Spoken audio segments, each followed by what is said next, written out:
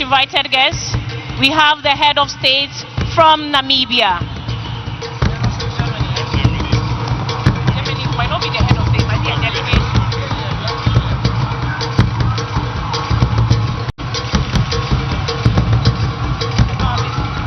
We also have in our midst a delegation from Germany.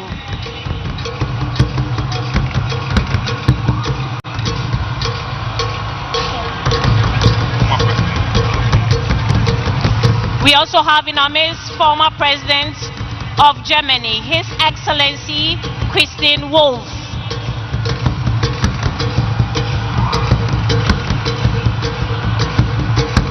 And welcome to the Blaster Square here in Accra for this live coverage of the inauguration of the President-elect John Dramani Mahama and the first Ghanaian female Vice President-elect Professor Nana Jane Opoku-Agyeman.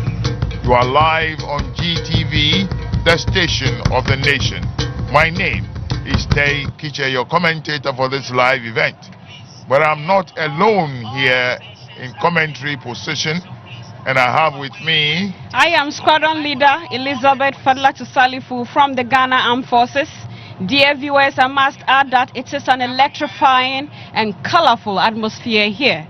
We have different guests and dignitaries from all parts of Ghana, Africa and the world. We have party supporters, traditional rulers, members of the diplomatic corps, family and friends, the various security agencies from the Ghana Armed Forces, the Ghana Police Service, Prison Service, Fire Service, Customs Division of the Ghana Revenue Authority, the National Ambulance Service, among several others who are playing various roles to ensure the seamless conduct of activities today. In fact, we are not here alone, but we have a summarizer who will introduce himself. He's also a military man. I am Lieutenant Richard Kofi Kotoku. Thank you very much. And this 30,000-seater Black Star Square is full to the brim with a lot of Ghanaians from all walks of life, even outside the perimeter. It is a spectacle to behold. In fact, it is historic, a very historic moment, because for the first time in the Fourth Republic, we have a former president who has been elected to be the president, or rather re-elected to be president again. In fact, he was given an overwhelming endorsement by Ghanaian voters. Not only did he personally get that endorsement, but his party, the National Democratic Congress, was also very heavily endorsed by the Ghanaian population. This is also a very historic moment because we are witnessing, or we will be witnessing, Ghana's first female vice president, Her Excellency Nana Jane Opoku-Agyeman, who will be sworn in today. Let me add that there are several women breaking the glass ceilings in different endeavors. Just last month, the United Nations Secretary General appointed Major General Anita Asma of the Ghana Armed Forces as the first African female force commander and head of mission for the United Nations Disengagement Observer Force in Syria. Now let me take you through who the President-elect John Dramani Mahama is. Now, John Dramani Mahama is the 6th President of the Fourth Republic of Ghana. He was also the 4th President of the Fourth Republic of Ghana, having previously occupied the high office of President between January 7, 2013 and January 6, 2017. He was born 66 years ago to Mr. E.A. Mahama and Madam Abiba Naba in Damongo in the now Savannah region of Ghana.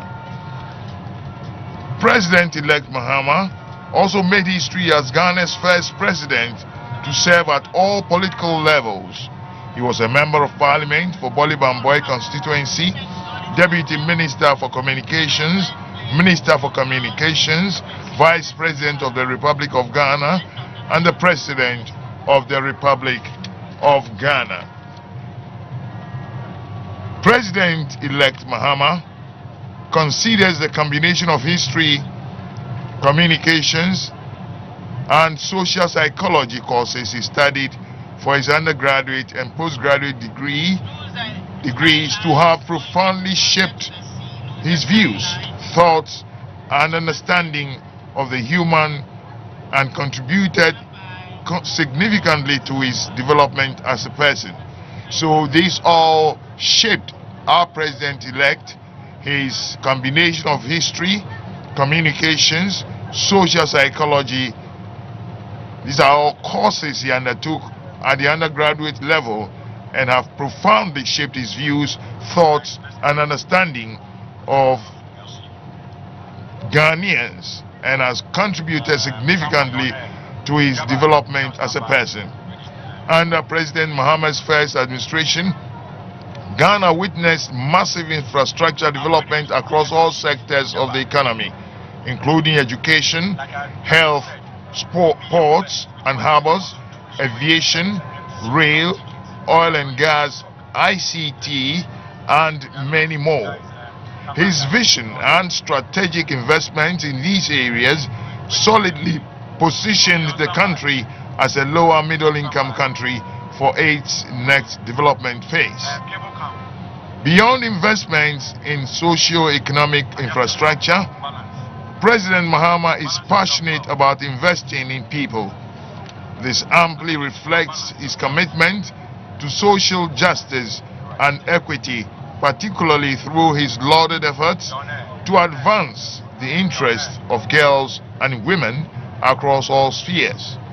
John Mahama further demonstrated his commitment to women's empowerment by appointing several women to prominent roles in his administration. In 2020, he made a groundbreaking decision to nominate Professor Nana Jenopoku-Agyemang as his vice presidential candidate, marking it as a first for a major political party in Ghana. He repeated his bold choice in 2024, and with their victory, Ghana is welcoming its first female vice president. President Mahama is also an avid reader, author, and historian. Over the course of his career, he has written for several newspapers and authored several publications. He has also published a memoir, his first book titled My First Coup d'etat, and other true stories from the lost decades of Africa. President Mahama's love for reading and thirst for knowledge are complemented by his strong interest in technology and agriculture. His connection to agriculture is personal, long-standing, and is rooted in his upbringing. His father was a prominent rice farmer, educator, and minister in Dr. Kwame Nkrumah's administration. President Mahama is keen on increasing agricultural productivity and strives to motivate the younger generation to approach farming as a viable and profitable business, particularly by leveraging technology and value addition to maximize its potential. President Mahama is a former chairperson of the Economic Community of West African States, ECOWAS, a strong proponent of intra-African trade, as he is a former chairperson of the African Union's high-level African Trade Committee. He played an instrumental role in laying the foundation for the Africa Continental Free Trade Area, whose secretariat is now here in Ghana. President Mahama was also the first co-chair of the United Nations Advocacy Group on the Sustainable Development Goals and is current chair of the TANA Forum, a high-level forum on security in Africa headquartered in Ethiopia. In recognition of his sterling contributions as a leader and role model on the African continent and around the globe, John Mahama has been conferred with several honorary doctoral degrees from distinguished universities worldwide, including Ekiti State University, Ilorin University, Igbedion University in Nigeria, the University of Aberdeen in Scotland, and the Lyon Business School in France. With his resounding victory in the December 2024 elections, John Dramani Mahama becomes the first president in Ghana's history to be democratically elected to a non-consecutive second term. President Mahama is an exemplary family man with strong Christian values. He has been happily married to Lordina Dramani Mahama for over 32 years. Now, Squadron Leader, can you take us through who our vice presidential candidate is?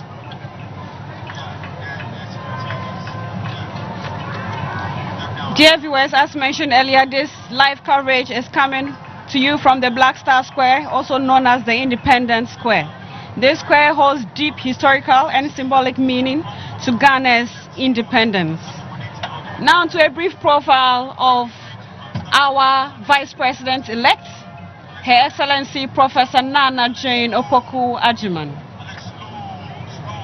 Professor Nana Jane Opoku Agyeman was the Chancellor of the Women's University in Africa from 2018 to 2014. She was the first woman to hold the position of Vice Chancellor in Ghana, leading the University of Cape Coast from 2008 to 2012. Before I continue, permit me to mention that we have a cross-section of the various security heads. They were in our screen shortly. We are now seeing the arrival of various dignitaries and heads of states. We have over 19 heads of states present, 3 prime ministers, 5 vice presidents, 5 former presidents, and several heads of delegation. This attests to Ghana's soft power influence in the sub-region and in the world. In fact, there are also a lot of former heads of state of Africa, because I've seen Jacob Zuma, I've seen Ellen Johnson Sirleaf, I've seen General Obasanjo, I've seen Mr. Goodluck Jonathan, and a lot more others will be acknowledging as we go along. So this attests to Ghana's soft power influence in the sub-region. And just to continue with the profile of Ghana's first elected Vice President of the Republic of Ghana, Her Excellency Professor Nana Jane Opoku Agyeman. She was the immediate past president of the Forum for African Women Educationalists and chairperson of the Africa Board. She was also the Minister for Education from 2013 to 2017. She was also the head of the Department of English, Dean of the Faculty of Arts, Dean of the Board of Graduate Studies, Founding Dean of the School of Graduate Studies and Research, and Vice Chancellor at the University of Cape Coast. She is also a Fulbright scholar. Professor Opoku Agyeman holds a Bachelor of Arts in French and English, a diploma in education from the University of Cape Coast, a diploma in advanced studies in French from the University of Dakar, and a Master of Arts and PhD in literature from New York University of Toronto and Canada. Madam Vice President is the recipient of national and international awards, notably Officer of the Order of the Volta for academic distinction, the Ghana Women of Excellence Award, the education category, and she also holds Doctor of Letters, University of Cape Coast. On your screen now are the heads of the various security agencies. For the security agencies, we have in attendance the Military High Command of the Ghana Armed Forces, the Chief of the Defense Staff, that is General Thomas Opong-Pepra, who also doubles as the President's Ceremonial ADC, the Chief of the Army Staff, Lieutenant General Besma Kwesi Onwona, the Chief of the Naval Staff, Vice Admiral Issa Adam Yakubu, the Chief of the Air Staff, Air Marshal Frederick Asari Kwesi Bekwin, and the Chief of Staff at the General Headquarters, Lieutenant General Joseph Prince Osewusu. May I also add that we have the heads of the security agencies. We have the Inspector General of Police, Dr. George Akufu-Dampari, who is also the President's Ceremonial ADC, the Director General of Prisons, Mr. Isaac Kofi Ejiri. the Commissioner General of the Customs Division of the Ghana Revenue Authority, Brigadier General Zibrim Ayorigo. On our screen now is the former President, His Excellency John Ajekum Kufuor. And also the presidential candidate for the New Patriotic Party in the just ended elections, Dr. Mahama, is also present here with all of us, witnessing this historic event here at the Black Star Square, Accra.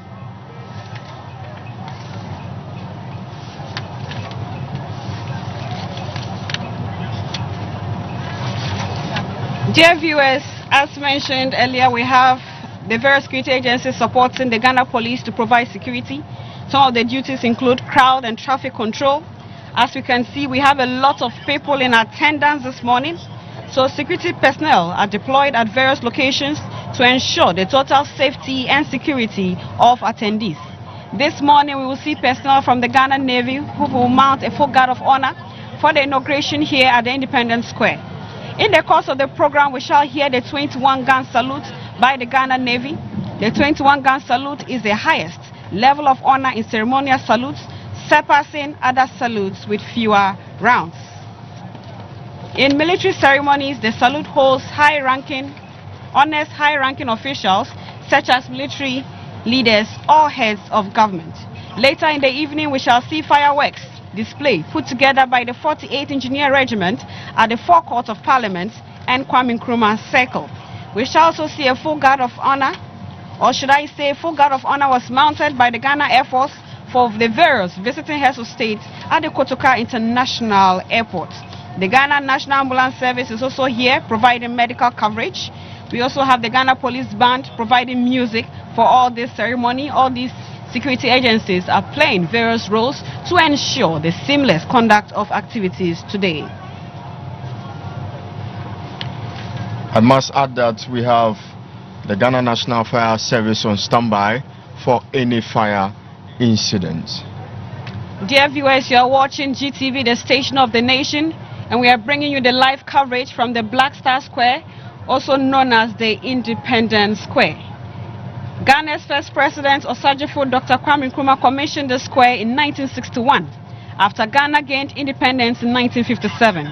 It also coincided with the visit of Queen Elizabeth II of the United Kingdom to Ghana.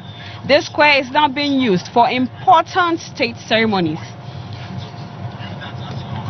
And this morning we shall witness one of such, which is the inauguration of the President-elect, His Excellency John Dramani Mahama, and the Vice President-elect, Her Excellency Professor Nana Jane Opoku Agyeman. In our shots now, it's a bird's eye view of the Independence Square with the stands filled to capacity. The 30,000 seater stand seems to have been loaded with more than what it can take, but we believe that shows the commitment with which Ghanaians are showing towards this particular event. So today we're all gathered here in the spirit of oneness, demonstrating once again that Ghana is the doyen and it is the hub of democracy. We saw peaceful elections. We are going to see peaceful transition of power today. And just to run you through the order of events this morning, we are now seeing the arrival of dignitaries. Members of Parliament are already seated.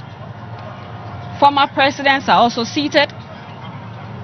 We've also seen the arrival of invited heads of state. Very soon we shall see the arrival of Her Ladyship, the Chief Justice, and the Justices of the Superior Courts, who will enter the chamber and take their seats. We shall also see the Right Honorable Speaker's procession, who will enter the chamber, where he will call the House to order, and then proceedings can begin from there. In our shots now are some of our guests of honor arriving.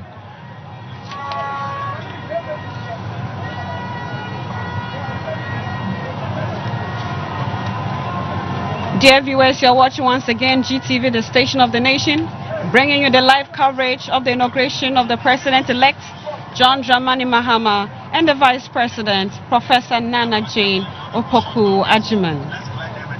Arriving now as the Speaker of Parliament.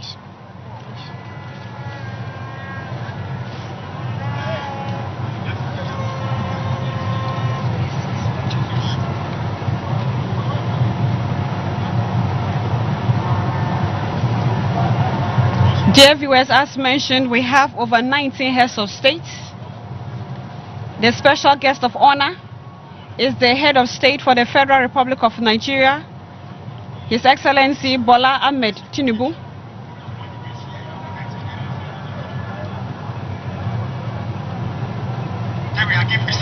We also have the head of state for Liberia, His Excellency Joseph Nyuma Boakai.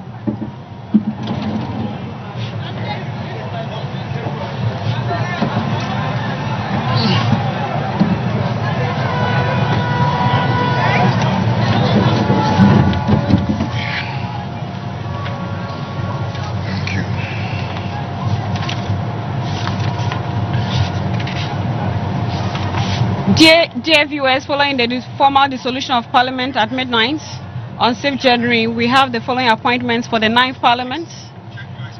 Once again on our screen are the heads of the various security agencies, the service commanders, and the heads of the various security services from the police as well.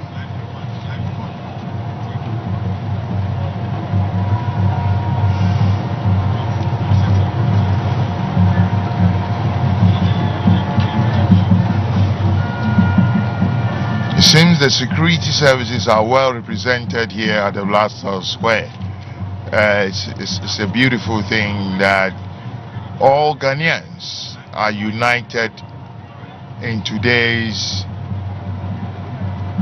inauguration of the president and the vice president. It's indeed a joyous occasion, and you can see from the faces of people here at the Blaster Square how much they cherish what is going to take place today. Dear viewers, just to add, as at 4 a.m. when we arrived, this place was already full with several people in their colorful traditional Ghanaian regalia, some in party colors, and this is us as Ghanaians celebrating oneness and togetherness. We have demonstrated to Africa and to the world that we are the doyen of democracy.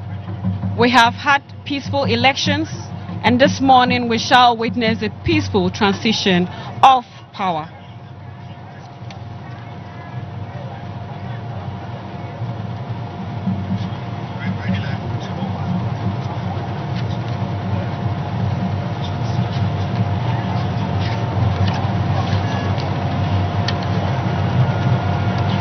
Dear viewers, following the formal dissolution of Parliament at midnight on 6th January, we have the following appointments for the 9th Parliament, who were inaugurated this morning.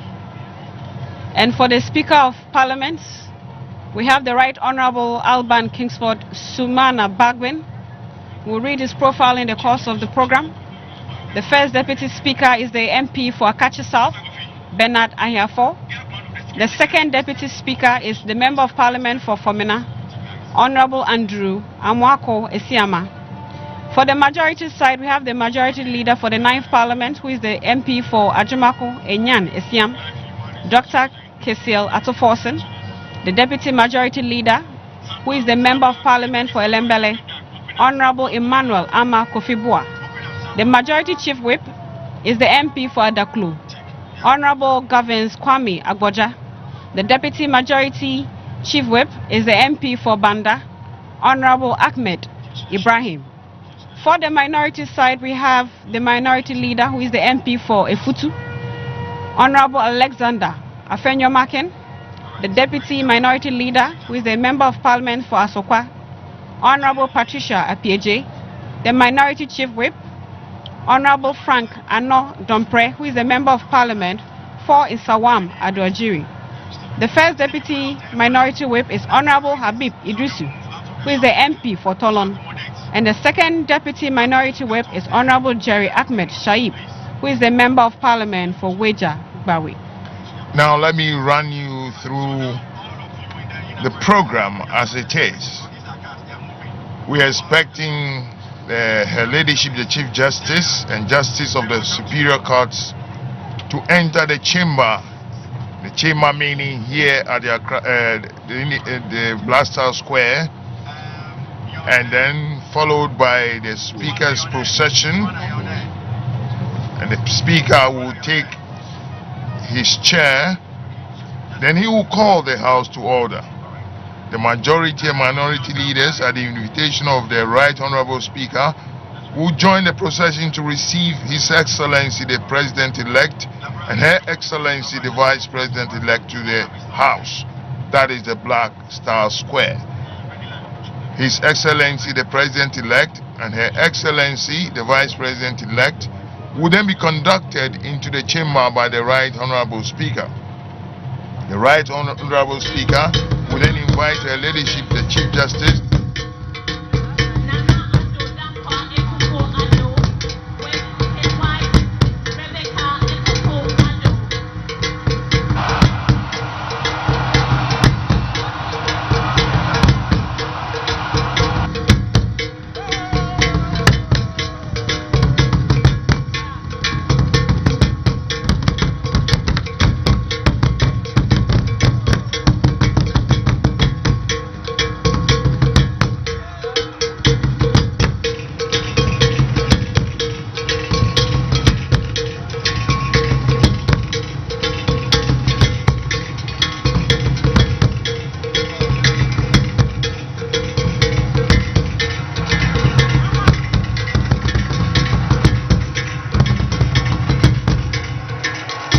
Dramani Mahama and the Vice President-elect, Professor Nana J. Opoku-Addo.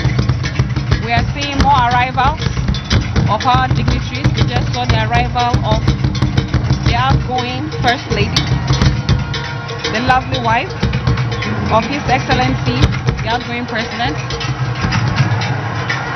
So on our screen now is the outgoing President, His Excellency Nana Addo Dankwa Akufo-Addo, and his lovely spouse, Madam Rebecca Akufo-Addo. You are live on GTV, the station of the nation, and we are telecasting this event live across all the regions in Ghana. And I believe you can also listen to our radio commentaries on all the regional FM stations of the Ghana Broadcasting Corporation. We still remain the pace setters. That's why we always bring you live coverage of national events.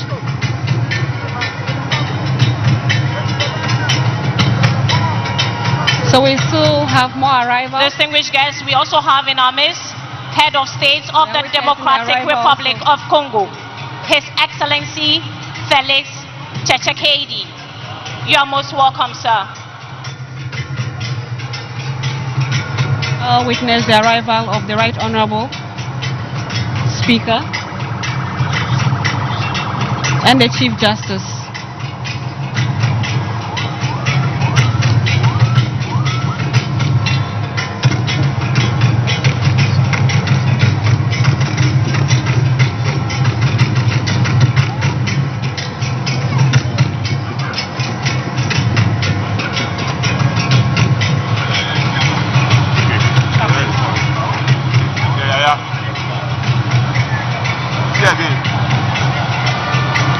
As you can see, viewers at home, the Blaster Square here, distinguished guests, jam-packed, ladies and gentlemen, we also have in our midst the Ghanaians from all walks of life are here to witness this historical event. And I call it a historical event for so many reasons.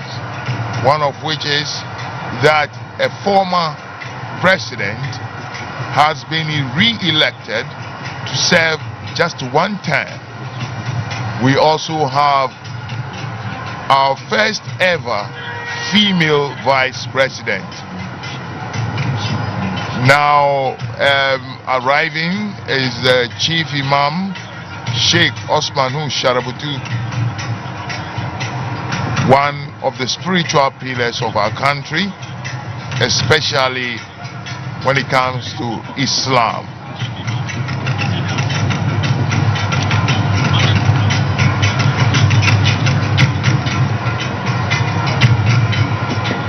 Distinguished viewers, if you are just tuning in, you are watching the inauguration of President John Dramani Mahama. And permit me to add that in the course of the program, we shall see the President's official ADC in the person of Lieutenant Colonel Abdul Wahab Issa. Let me also use this opportunity to dispel the misconception of who an ADC is. The ADC is not a bodyguard. The role of an ADC is very prestigious and demands exceptional discipline, discretion, organizational skills, and loyalty, as he is directly responsible for facilitating the President's effectiveness in office. The President's ADC has a unique role in ensuring the smooth execution of the President's daily activities. These include accompanying the President during official engagements and ceremonies. He also acts as the President's primary personal assistant, managing schedules and ensuring the President's time is optimized. He is someone with great organizational skills. He collaborates with security teams to ensure the President's safety, also coordinates transportation, accommodation, and other logistical needs for the President's travel. He also manages sensitive information with discretion and professionalism, and he acts as a trusted confidant to the President in various matters. The ADC is also a link between the President and other government officials and relays instructions from the President to the relevant stakeholders or teams. He also ensures adherence to official protocol during events, both domestically and internationally.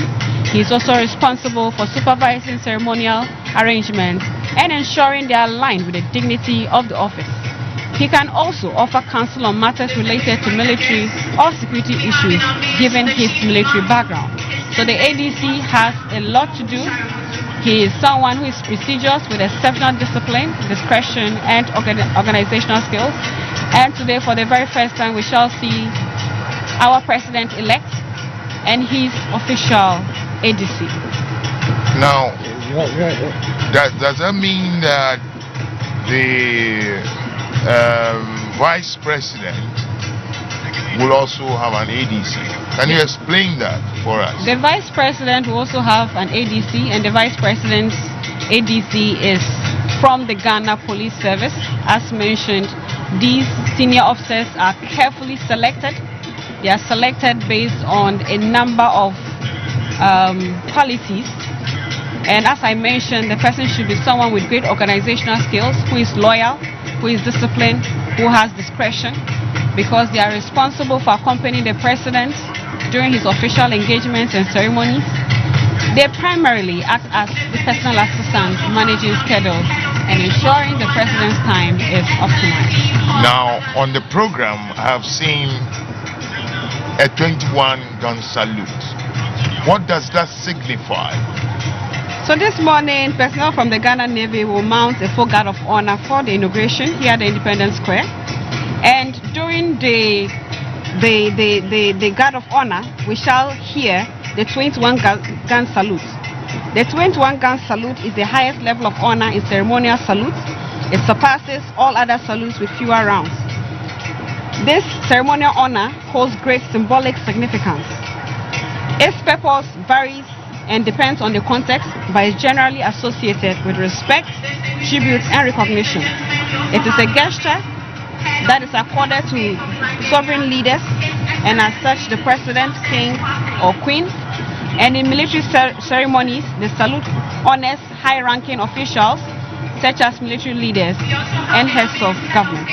It is also performed during funerals for high-ranking officers, presidents, or other notable figures. I have seen the top hierarchy of the National Democratic Congress. At least I have seen Mr. Fifi Kwete.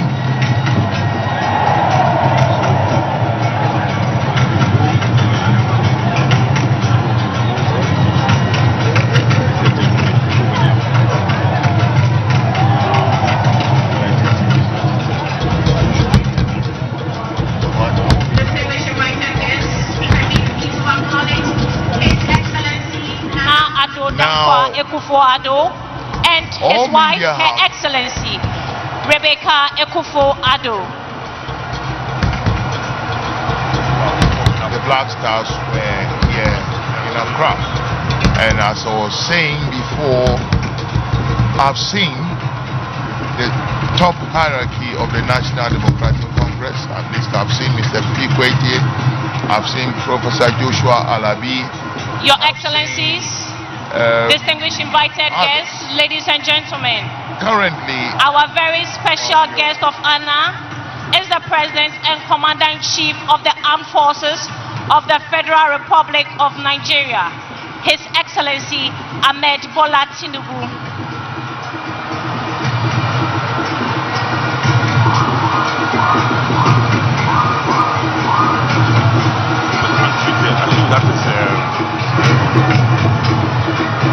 That's illegal.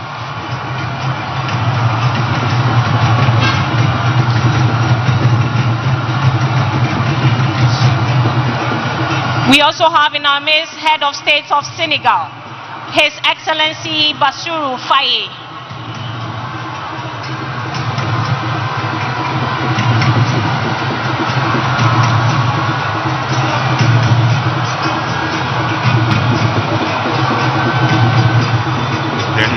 General Zikrim Ayorobo. We also have the Director of National Investigations, Beru, Nana Atobra Kweku, the Chief Officer, Mr. Julius Kunwo, and the Controller General of the Ghana Immigration Service, Mr. Kwame Isua. For the security agencies, we have in attendance the Military High Command of the Ghana Armed Forces. That is the Chief of the Defense Staff, General Thomas Opompepra, who is the President's Ceremonial ADC, the Chief of the Army Staff, Lieutenant General Bismarck Kwe Omona, the Chief of the Naval Staff, Vice Admiral Issa Yakubu, Your Excellencies, distinguished invited guests, shortly we will see the procession of the judges of the Superior Court of Ghana joining in.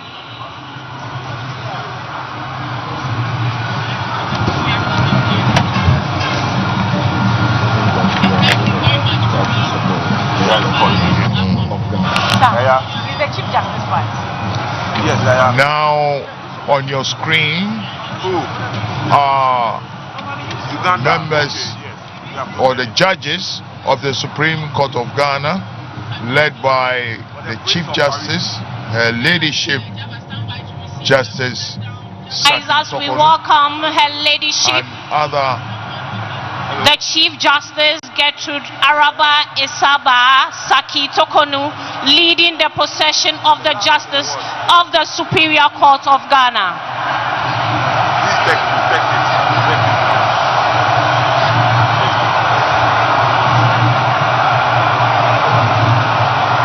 And be with them as they administer their various oaths to all of us Ghanaians. Dear viewers, let me just add that Her Ladyship Justice Gertrude Araba Isaba Saki Tokonu was sworn into office as the 15th Chief Justice of Ghana by His Excellency Nana Addo Dankwa Akufo-Addo as mandated by the 1992 Constitution on Monday, 12 June 2023. By her appointment, Justice Tokonu became the third female Chief Justice of Ghana after Justice Georgina Theodora Wood, who served from 2007 to 2017, and Justice Sophia Kufu, who served from 2017 to 2020. As the head of the judiciary and the Judicial Service of Ghana, she took over from His Lordship Justice Enim Yeboah, who retired on 24th May 2023 as required by the law. As mentioned earlier, she will be playing a very important role today to see to the successful transition of power. We are still live from the Black Star Square here in Accra, and you're watching us on various networks across the country.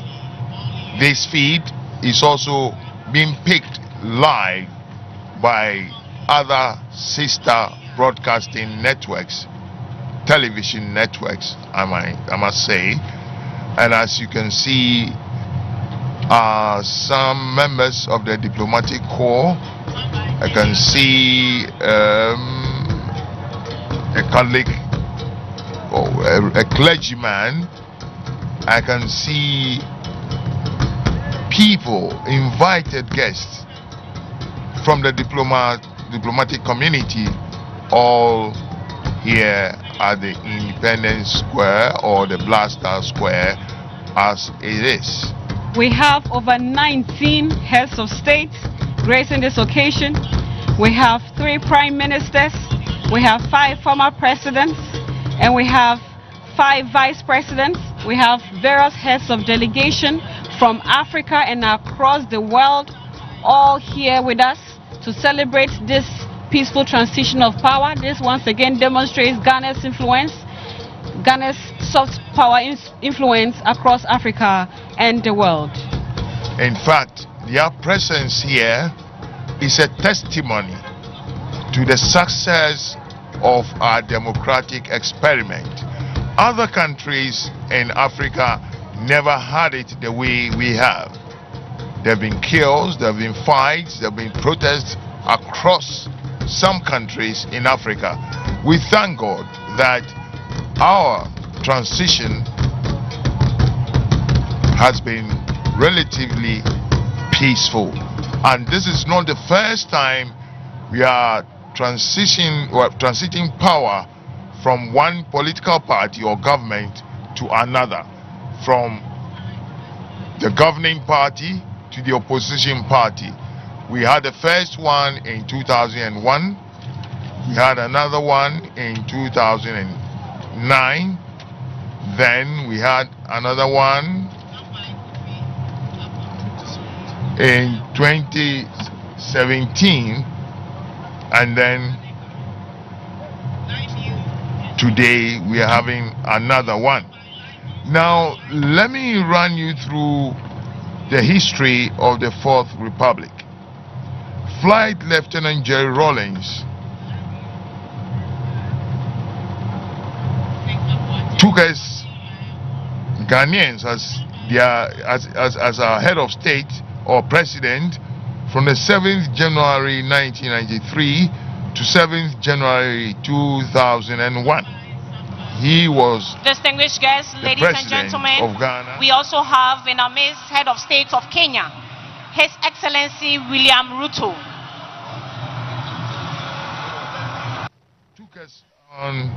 Took up the mantle from the 7th of January 2001 to the 7th of January 2009.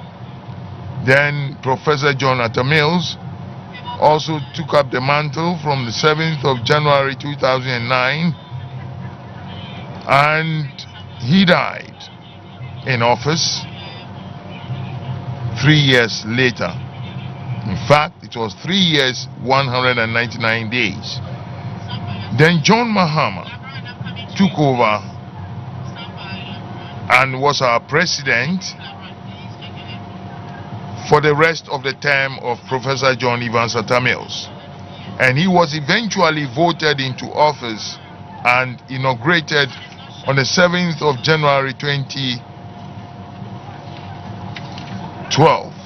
And he was in the seat till the 7th of January 2017, 4 years, 167 days.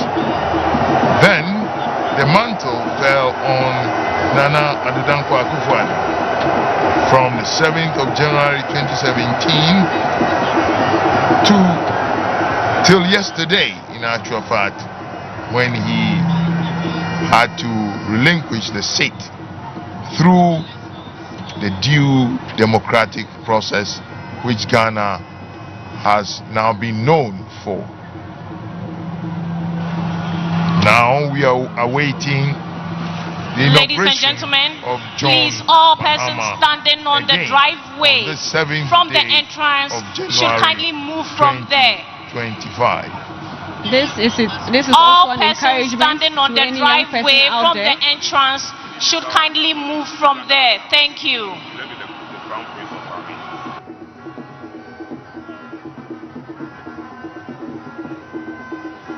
never give up. We should always continue to fight and keep trying till we meet our goal.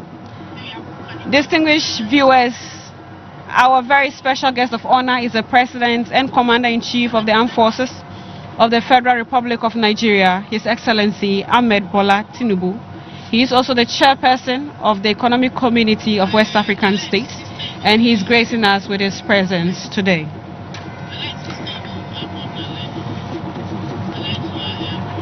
On your screens now are the members of the Supreme Court, the judges of the Supreme Court who are here present. Because whatever is being done here today has legal repercussions, their presence here is very, very, very important.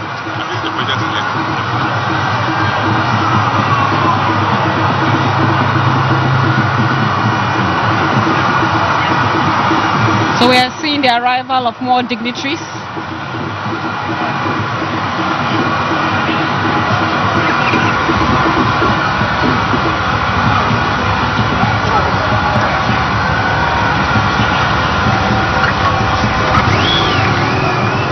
You can see members of Parliament. You can see the Honorable Sam George, the Honorable Haruna Idrisu, Honorable Muntaka, and a host of their colleagues from the National Democratic Your Excellencies, distinguished invited guests, ladies and gentlemen, arriving now is the Speaker of Parliament, Right Honorable Alban Sumana Kingsford Babin. Shall we please rise to welcome the Right Honorable Speaker of Parliament? And other security agencies who are also present.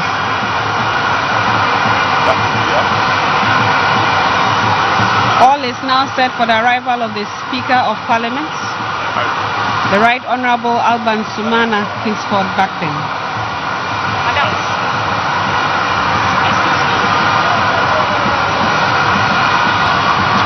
Very soon the entire space Distinguished of this guests, sphere will be converted very to Parliament. soon the entire for the space of this swearing in of the sphere President and will be Vice converted to Parliament for the swearing in of the President-elect and Vice And President-elect. the arrival of the Speaker of Parliament, Right Honorable Alban Sumana Kingsford Babin. He will very soon call this place to order, and this place will be converted to Parliament for the swearing in of the President and Vice President-elect. You know, yesterday I learned from the Speaker that his name is Sumana. You know, and sometimes we in the media mispronounce the names of people a lot.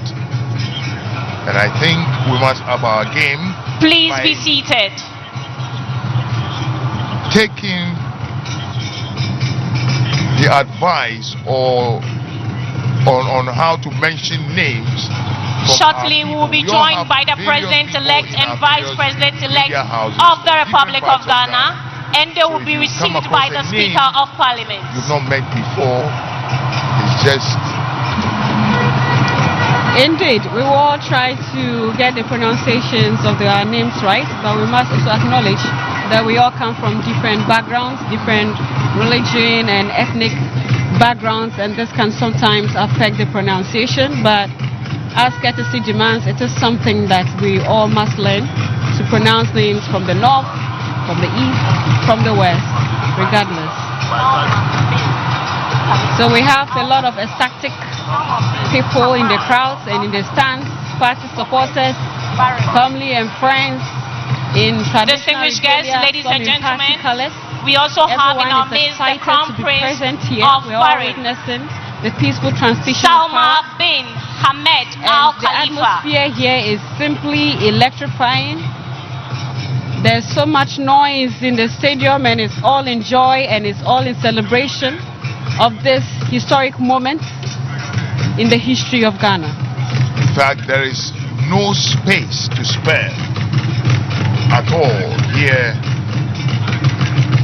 at the Black Star Square. Yes, I can see Honorable Kofi Totobi Kwachi, Honorable Seth Bekwe, These are all stalwarts of the NDC, and they are here present to witness this historic occasion. Very shortly, we will be joined by the President-elect and the Vice President-elect, who will be received by the Speaker of Parliament, after which parliamentary proceedings will commence. In our screen, we can see some other arrivals.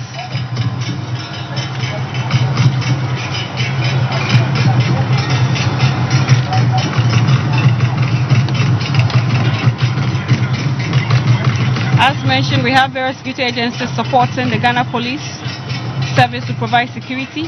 Some of the duties include crowd and traffic control.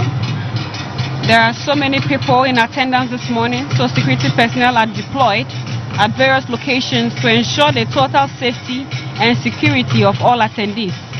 This morning, personnel from the Ghana Navy will mount a full guard of honor for the inauguration here at the Independence Square. And in the course of the guard of honor, we shall hear the 21-gun salute. As mentioned earlier, the 21-gun salute is the highest level of honor accorded to any president, head of state, or senior military head. It is a gesture of respect and recognition for a sovereign nation and its leader, such as the president, king, or queen. It is also performed during funerals for high-ranking officers, presidents, or other notable figures. On our screens now is the outgoing president, His Excellency Nana Addo Akufo-Addo, and his lovely spouse, Madam Rebecca Akufo-Addo, former President John Ajekum Kufuor, the outgoing Vice President, His Excellency Alhaji Mahmoud Bawumia, and his lovely spouse, Madam Samira Bawumia.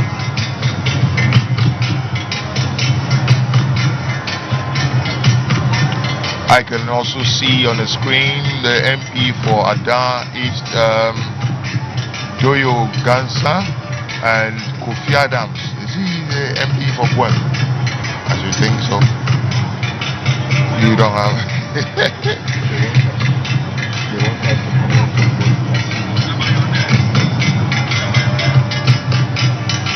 More arrivals on your screens. More arrivals in your screens, and you can see that the Blaster Square here is packed to capacity. Apart from those on the in the stands, there are people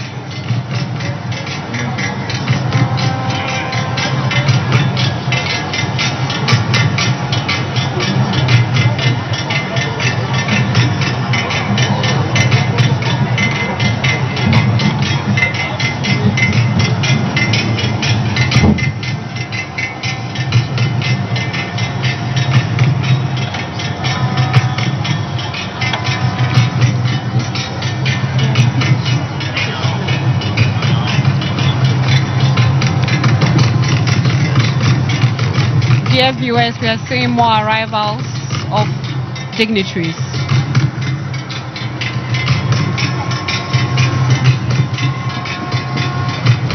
I bet a lot of people here are just waiting for the arrival of the president-elect and the vice president-elect.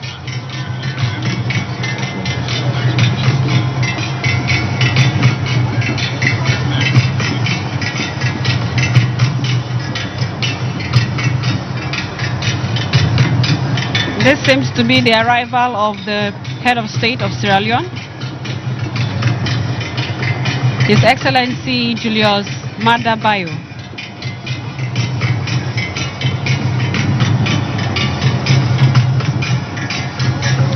We have how many heads of states here? 19, I think. 19 heads of states, 5 former presidents, 3 prime ministers, and 5 ministers, with several delegations from across Africa and the whole world. I hear there's a U.S. delegation too in town to witness this historic event. Exactly. The United States President, His Excellency Joe Biden, has sent a high-powered delegation to witness this event as well. We can't count out the party supporters who are also here in the On your screen now is the minority leader Mr. Afenyo Marking, Honorable Afenyo Marking, and Valerie Sawyer. Dr. Valerie Sawyer is also there, and Dr. Kwabena Dufo I can see in the background behind them. And we have the Archbishop as well, Archbishop Duncan Williams. He's also present.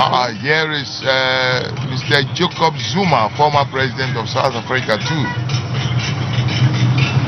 As mentioned, the audiences are from wide and vast, from Africa, from the world, within Ghana. It's just massive. The attendance is massive, and it's just wonderful to behold this historic moment.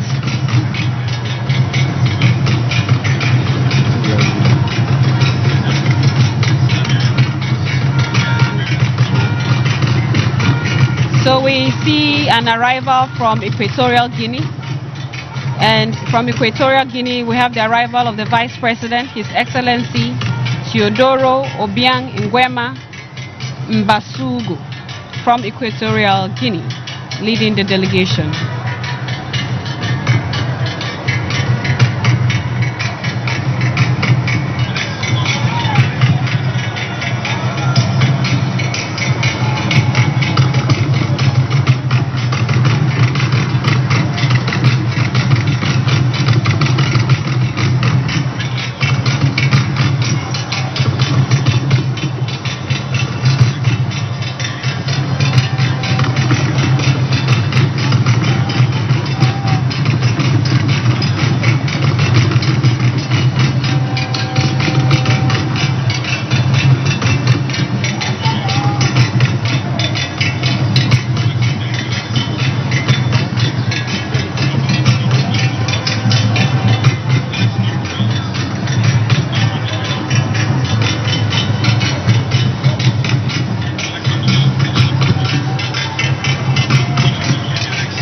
We have just seen the arrival of the Vice President from Equatorial Guinea, His Excellency Teodoro Obiang Nguema Mbasugu.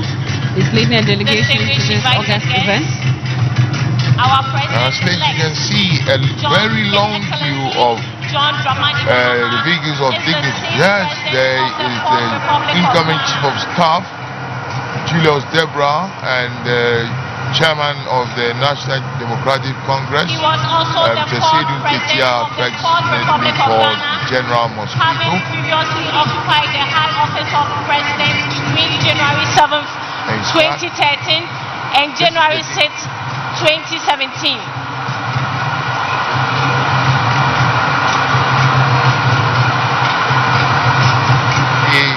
That is the Rwandan president. Mr. Mahama and Madam Then this is when I say historic, I really mean it. Because this is in the now Savannah region of we haven't seen Ghana. this number of Mahama made history as Ghana's first president to serve at all political levels. He was a member of parliament for Bole Bamboy constituency, Deputy Minister for Communications, Minister for Communications, Vice President of the Republic of Ghana, and President of the Republic of Ghana. Historic moment we are witnessing 19 heads of state, 3 prime His Excellency 5 former heads Mahama considers the combination of history, communication, and social psychology courses he studied for his undergrad and postgraduate degrees. The arrival of one of under President Mahama's first administration, Ghana witnessed massive infrastructure development across all sectors of the economy, including education, health, ports and harbors, aviation, rail, oil and gas, ICT, and many more. His vision and strategic investments in these areas position the country as a lower middle income country for its next development phase. Former Vice President Dr. Beyond investments in socio-economic infrastructure, President Mahama is passionate about investing in people. On your screens, you can also see the arrival. John Mahama further demonstrated his commitment to women's empowerment by appointing several women to prominent roles in his administration. In 2020, he made a groundbreaking decision to nominate Professor Nana Jane Opoku-Agyeman as his first presidential candidate, making it a first for a major political party in Ghana. He repeated this bold decision in 2024, and with their victory, Ghana is welcoming his first female vice president.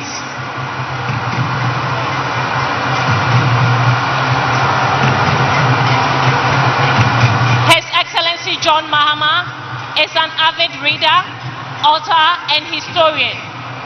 Over the course of his career, he has written for several newspapers and authored several publications. He has also published a memoir, his first book titled My First Coup d'Etat, and other true stories from the lost decades of Africa. President Mahama's love for reading and taste for knowledge are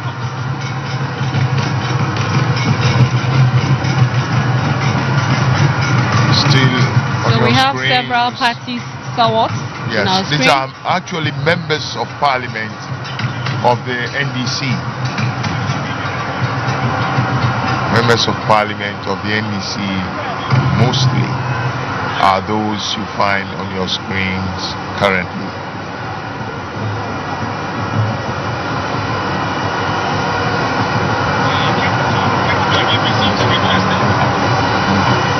And these are members of parliament of the NPP on your screens, as and more dignitaries arrive at the Blaster Square here to witness the May I now of call the House to order and invite the majority and the minority leaders to assist me receive Her Excellency the Vice President-elect of the Republic of Ghana, together with His Excellency the President-elect of the Republic of Ghana. Honorable majority and minority leaders may proceed now.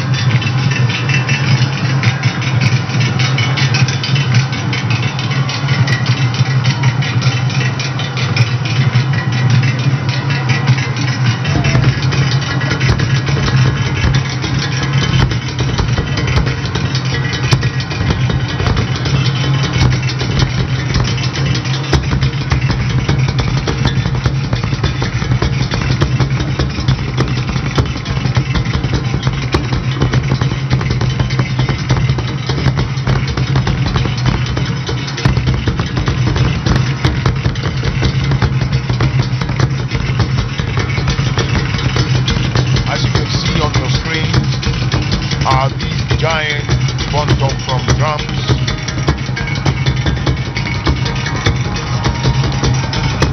Sounding out the rhythms of Ghana. And now we have on our screens the police mounted squadron escorting, I believe, the Vice President-elect to the grounds. The crowd is ecstatic. The noise here is deafening, but it is all for happiness and for joy. We are witnessing a momentous occasion. Ghana having its first female vice president.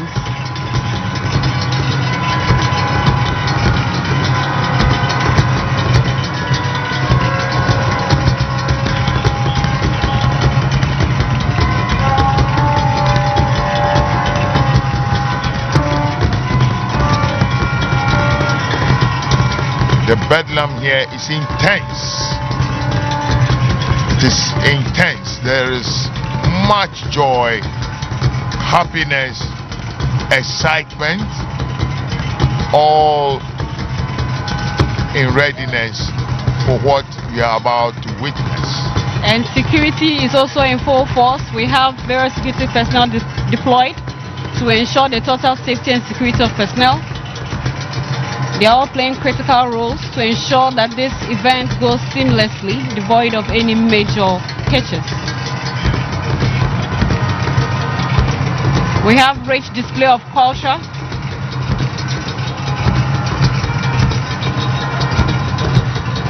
I believe that is... And that is DSP Mary Agamba.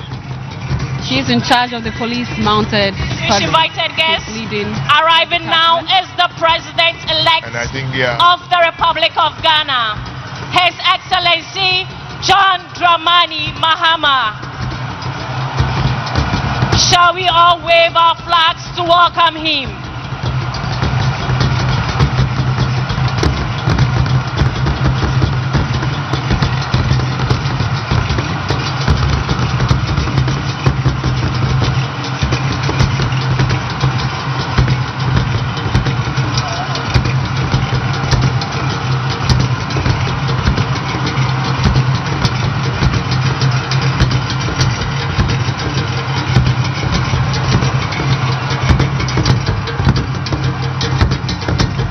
Who was killed on the same exact day last year, and today is his first anniversary. We lost him in an Israeli airstrike last year in Rafah. However,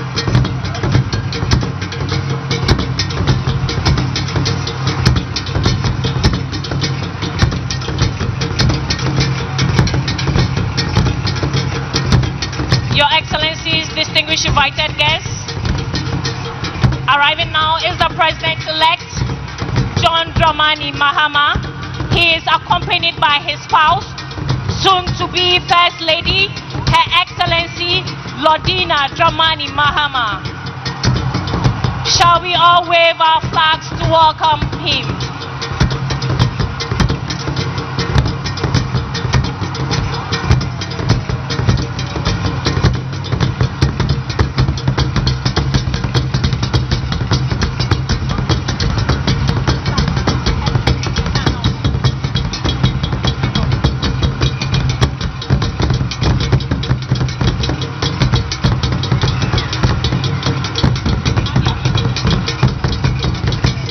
Of Parliament now leads the entourage into the Chamber of Parliament here at the Black Star Square. The entourage of Parliament includes the clerks of Parliament and other senior officials of Parliament.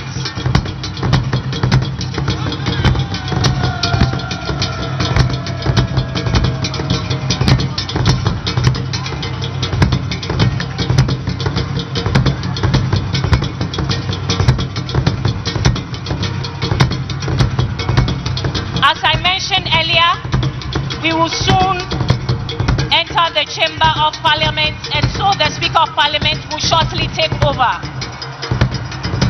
Shall we please rise as they process into the chamber?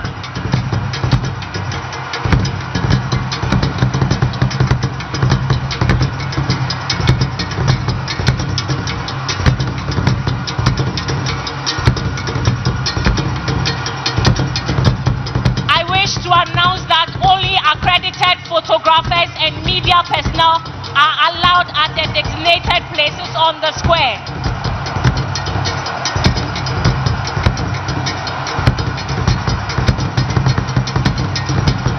Please, if you are not authorized to be on the square, kindly move back.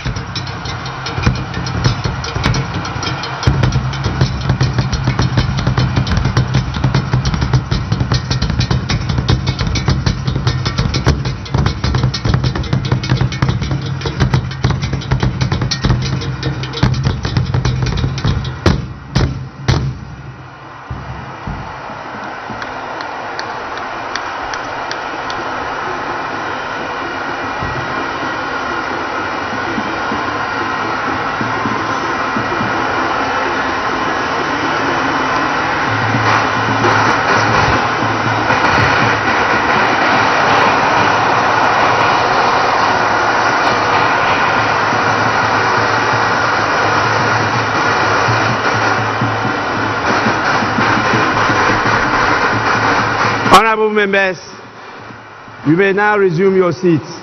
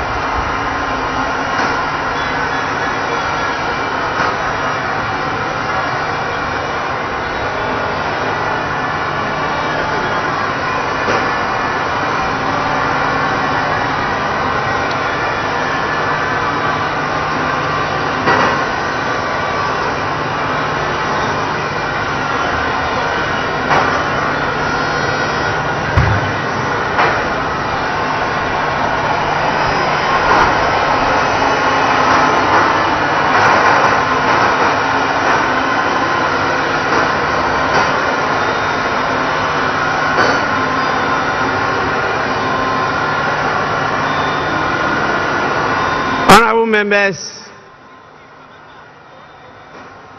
I now have the singular honor and pleasure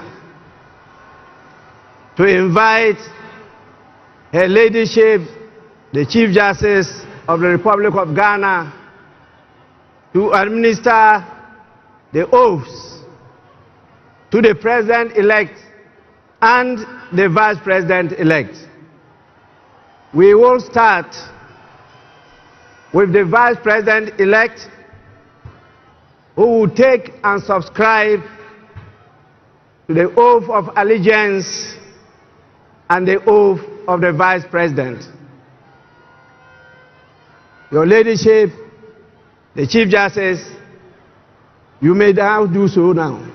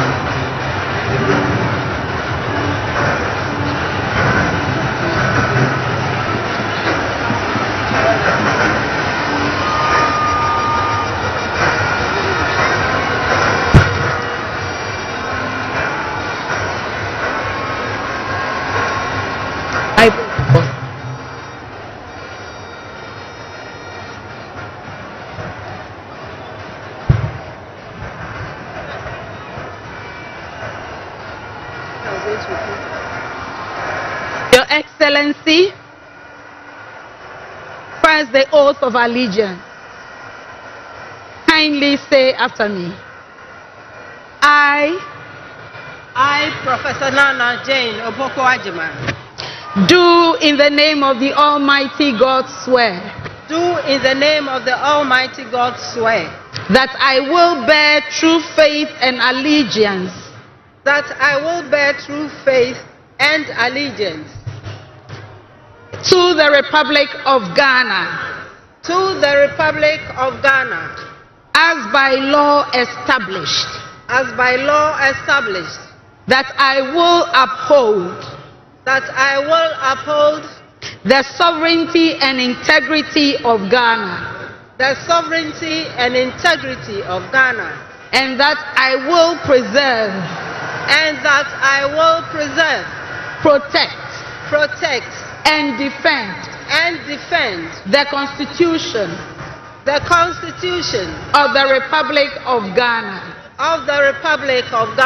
So help me God.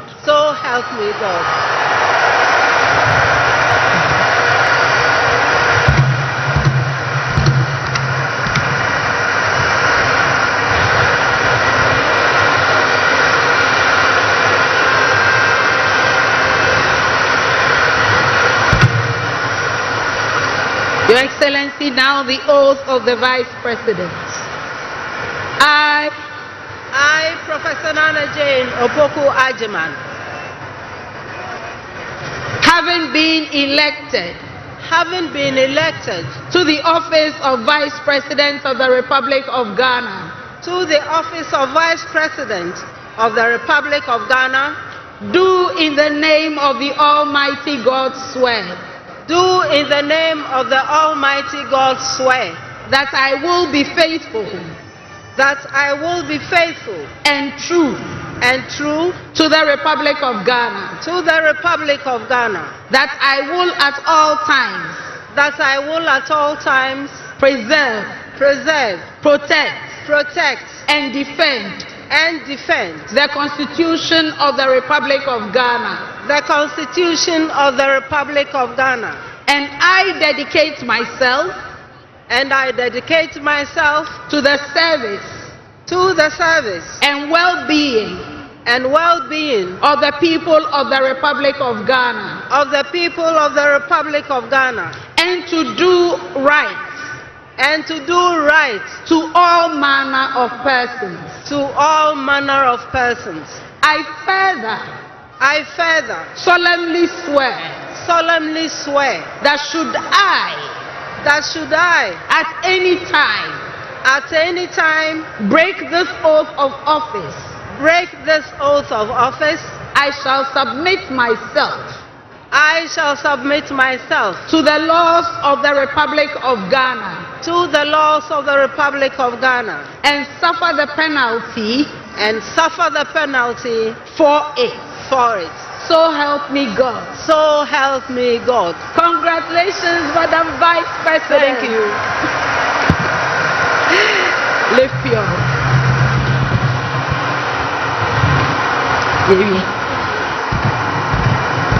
Honorable members, the Vice President of the Republic of Ghana shall now sign the oath book.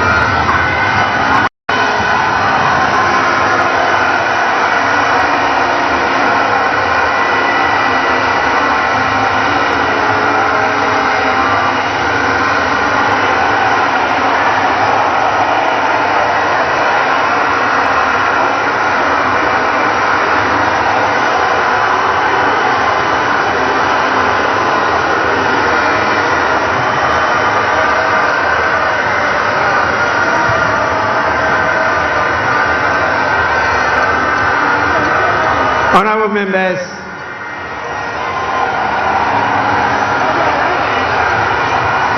and I have the pleasure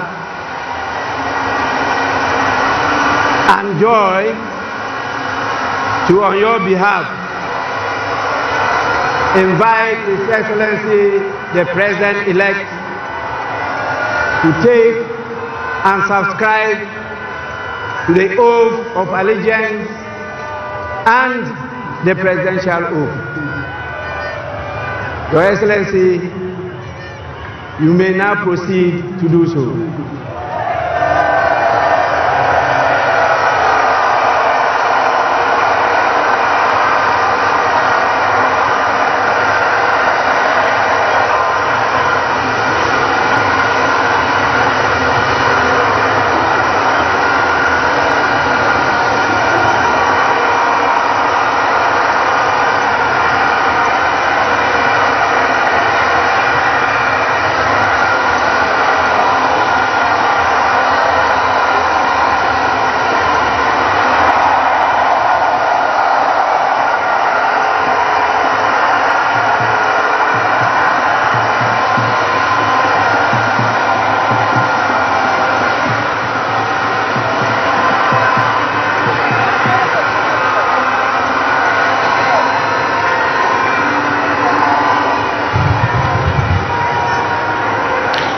Your Excellency, kindly say after me.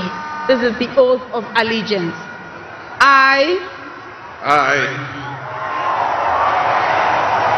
your name, John Dramani Mahama, do in the name of the Almighty God swear do in the name of the Almighty God swear that I will bear true faith that I will bear true faith and allegiance to the Republic of Ghana as by law established, that I will uphold the sovereignty and integrity of Ghana, and that I will preserve, protect and defend the Constitution of the Republic of Ghana.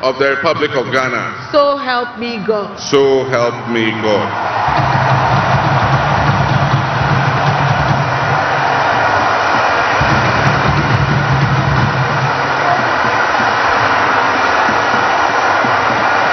Your Excellency, now the presidential oath. I, John Dramani Mahama, having been elected to the high office of President of the Republic of Ghana, do in the name of the Almighty God swear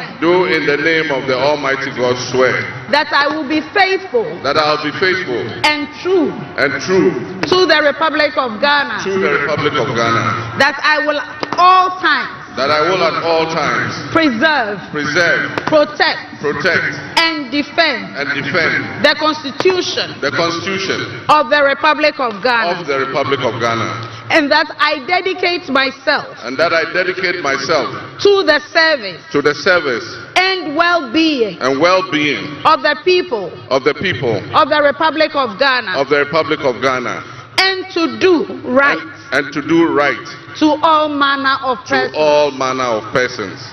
I further solemnly swear that should I at any time break this oath of office, I shall submit myself to the laws of the Republic of Ghana, and suffer the penalty for it. So help me God. Congratulations, Mr. President. Let me be the first.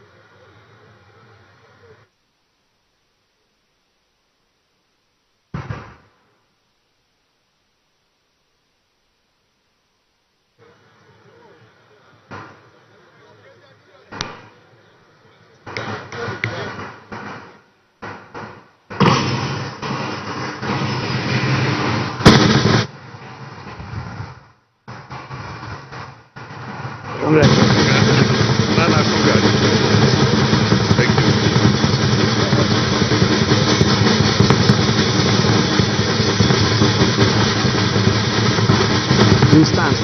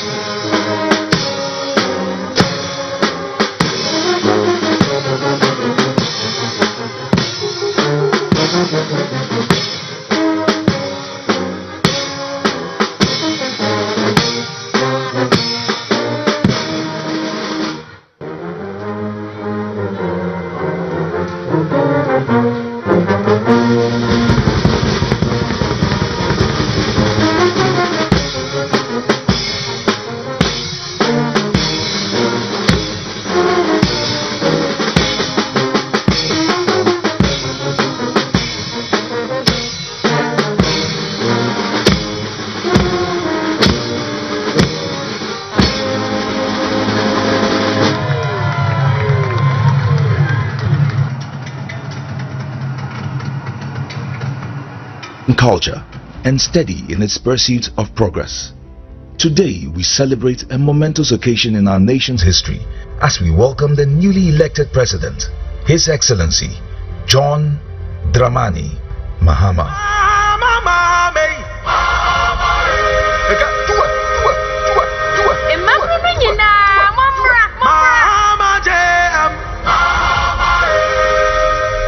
A true nation builder, committed to forging a brighter future for all Ghanaians. John Mahama embodies the pillars of leadership that our nation craves: trustworthiness, reliability, modesty, and above all, truthfulness. From the moment he stepped into the political arena, John Mahama has demonstrated an unwavering commitment to the people of Ghana. His approachable demeanor, paired with his genuine concern for the needs of the Ghanaian, has earned him their trust. A trust that is pivotal for any leader aiming to guide a nation through challenging times. What I really like about JDM is his humility. The man is simply so down to earth, it's unbelievable. He's so humble, it's unbelievable. I really like that about him. John Mahama osro nyame, odo nyame, osro nyame, openi pasem, okita kumapa. Mihu ne se mehu me ni abema. Oye obi nso a onyiye nipam. Wo ya akwala o, wo ya opani o, wo ya pepeni o, wo ya twibi o, wo ya bebi a tribe bia o fibia John Mahama pe wase. On ka se we nye twibi, we nye we. Honorable members, President Mahama is practical. He communicates his issues very, very well, and he understands the Ghanaian politics very well. He understands the Ghanaian people very well, and that is what I like about him. The brand John Dramani Mahama is not just a name. It represents resilience, strength, progress, and empathy. I believe John Dramani Mahama is loved by many. His personality. And now, on your behalf, invite His Excellency, the President of the Republic of Ghana, to deliver his inaugural address. Your Excellency, you may now proceed to do so.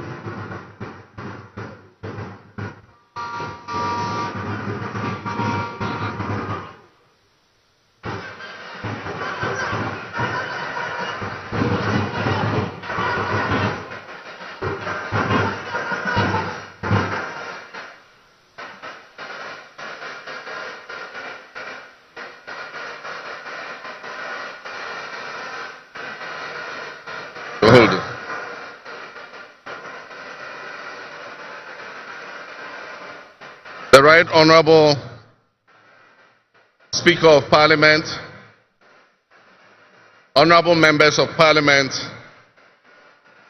Her Excellency, the Vice President of the Republic of Ghana, Jane Nana Opoku-Agyeman, Her Ladyship, the Chief Justice, Your Excellency, Bola Ahmed Tinubu, President of the Federal Republic of Ghana, and special guest of honor for this occasion, Your Excellencies, Presidents, heads of government and development agencies, Your Excellency Nana Addo Dankwa Akufo-Addo, and former President, Your Excellency Dr. Mahamudu Bawumia, distinguished invited guests, ladies and gentlemen, my brothers and sisters.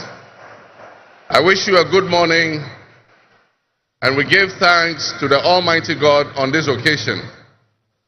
Our Father who art in heaven, we thank you for giving us this day, a day that offers me, your humble servant, a unique opportunity to work to reset our dear country, Ghana. 32 years ago, on January 7th, Ghana made its first and most successful democratic transition, a reset, with the swearing in of the newly democratically elected President, Jerry John Rawlings, of blessed memory.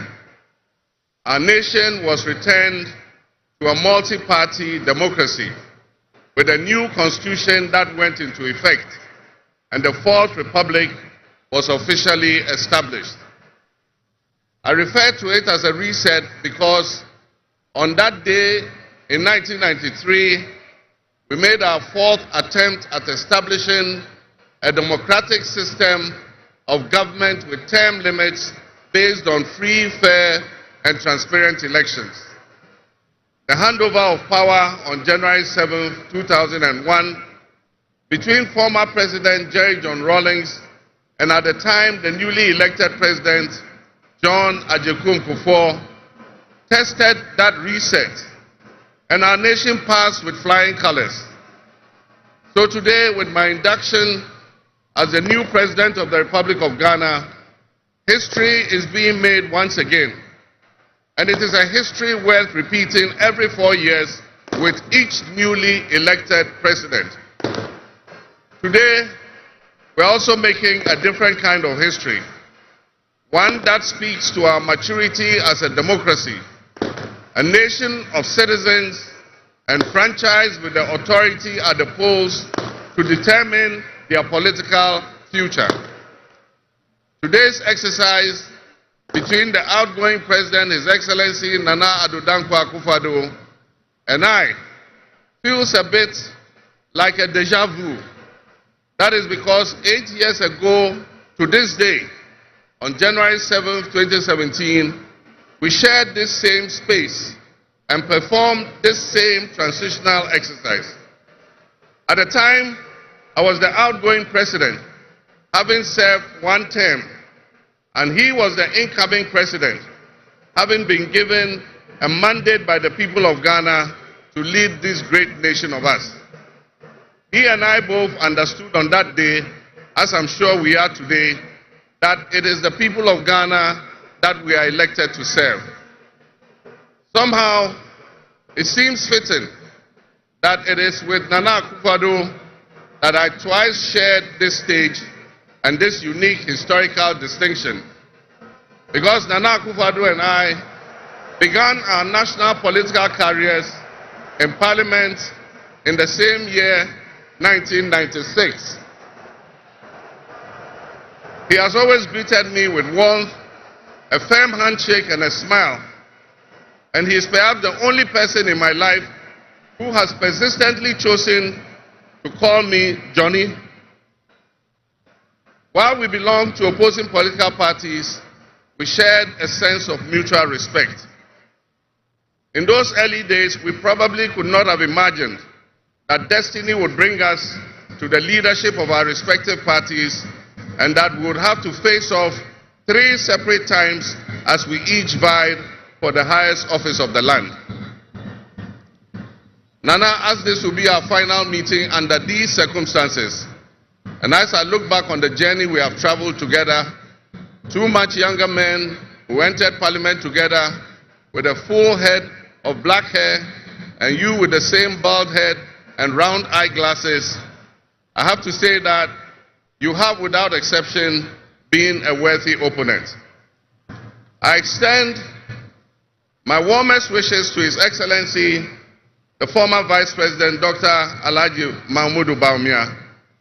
It was a grueling campaign, and we gave it our all. Your sportsmanship in making an early concession eased tensions and contributed to the early conclusion of the electoral contest. I wish you all the best in your endeavors. My brothers and sisters, the world in which Ghana exists today, as I begin this presidency, is not the same world in which we have lived under other presidencies. There are tensions and conflicts that have not previously existed between nations. These tensions and conflicts place pressure on alliances to decide where we will support. There's a seismic shift happening within the system of global economic dominance. Whereas the G7 nations, United States, the United Kingdom, Canada, France, Germany, Italy, and Japan once provided the highest percentage of the world's GDP, over the last decade, that number has been steadily dropping. However, the combined total of the GDP of the BRIC nations, Brazil, Russia, India, China, South Africa, Iran, Egypt, Ethiopia, UAE, their GDP has been consistently increasing. In 2023, for instance, the G7's combined total of world GDP was 30%. But by 2029, that number is predicted to drop to 27%. In 2023, the BRICS percentage of world GDP was 37.3%. And so what does this mean to us in Ghana? What could it mean to our economy? Where do we fit in this geopolitical maelstrom? Technology such as artificial intelligence has taken us to new heights, opening up the potential for national, financial, and personal security issues that we are not yet able to imagine. One example is the use of misinformation and algorithm manipulations on social media platforms to sway a particular group's sentiments towards or away from something. Now more than ever before, we need to strengthen our ties with our neighbors to ensure that we're working together to keep our sub-region safe. We stand in solidarity and work in alliance with all our neighbors in the sub-region.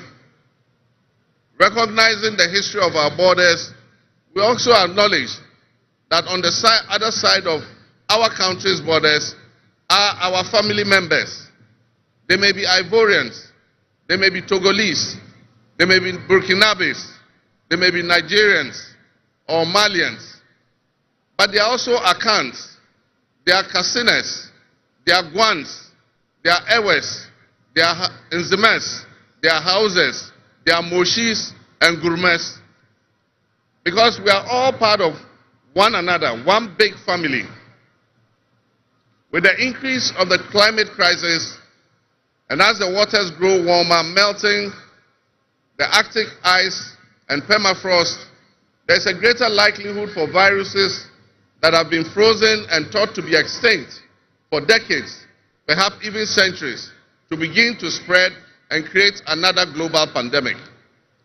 The changing climate conditions, increased population density in urban areas, and mass international travel are enabling existing viruses to spread and mutate at a faster and faster rate than they did before.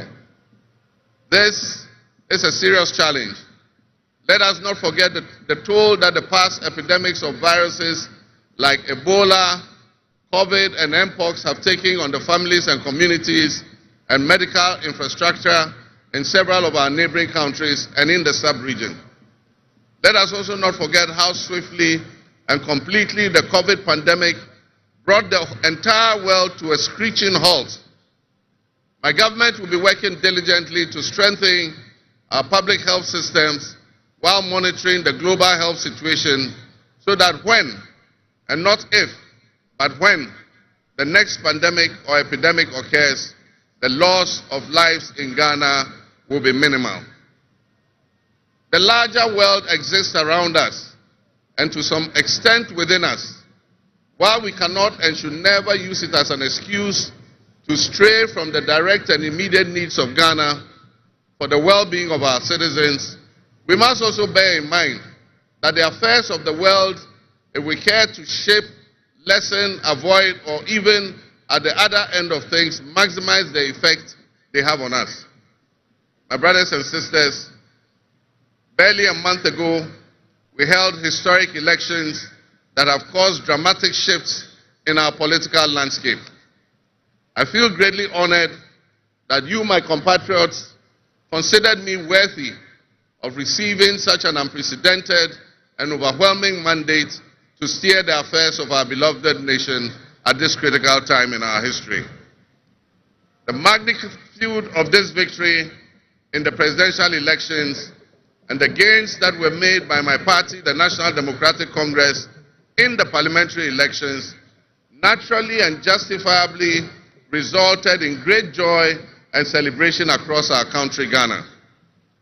But celebrations, no matter how justified and how well earned, must be supplanted by discernment, sobriety, and deeper insights into why we received this kind of mandate in the first place.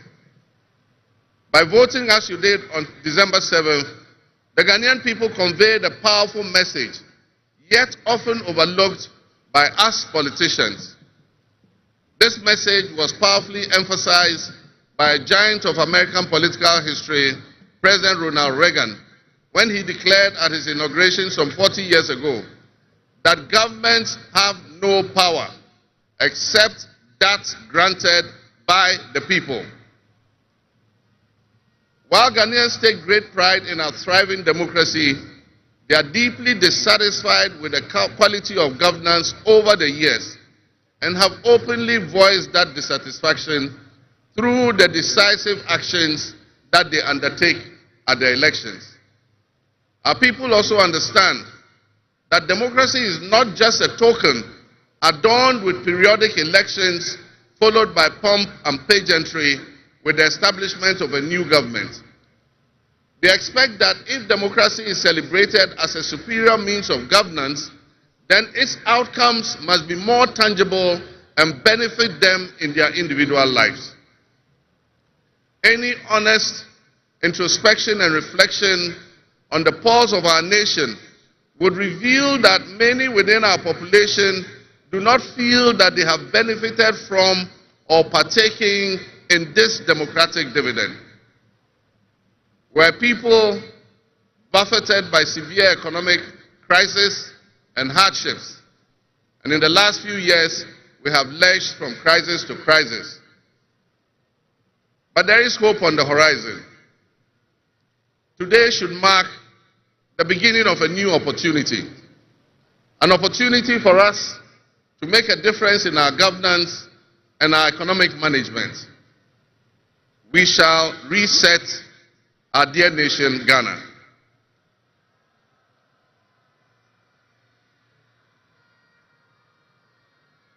To the millions of my fellow countrymen and women who joined long queues and waited in the sun for their turn to vote for me, you have my sincerest thanks for honoring me. My firm, immutable assurance is that your vote will matter in the work that I'll do to make a difference in the destiny of this dear nation of ours. Your courage to bring change will not go in vain. Our nation was born with much promise. That promise would seem hazy and in doubt now because of all that has happened in the past. But I urge you, my fellow countrymen, not to be sucked into a state of perpetual pessimism. For some time, our country has urgently needed leadership with an unwavering desire to get things done. I, with all humility, assent that I intend to be that leader with your cooperation and your help. As your next leader, I shall strive to exercise sound judgment and be able to make the right calls at the right time. I will have the humility and presence of mind to take responsibility for any challenges and be willing to act firmly and timelessly to resolve the challenges that we face as a nation. Since the elections, I have read and heard the word hope used many times in relation to my presidency and what it should offer the citizens of Ghana. I intend to speak plainly and clearly to you today, and every time I address you subsequently, I intend to always tell you the truth. The circumstances we find ourselves in are indeed dire, but even so, I'll be decisive and swift in my actions. We'll focus our initial efforts on 4 critical areas. The first is economic restoration and stabilization of the macroeconomic environment. The second is the improvement of the business and investment environment to ensure that Ghana is once again open for business. The third is governance and constitutional reforms. And the final, but not the least, is accountability and the fight against corruption.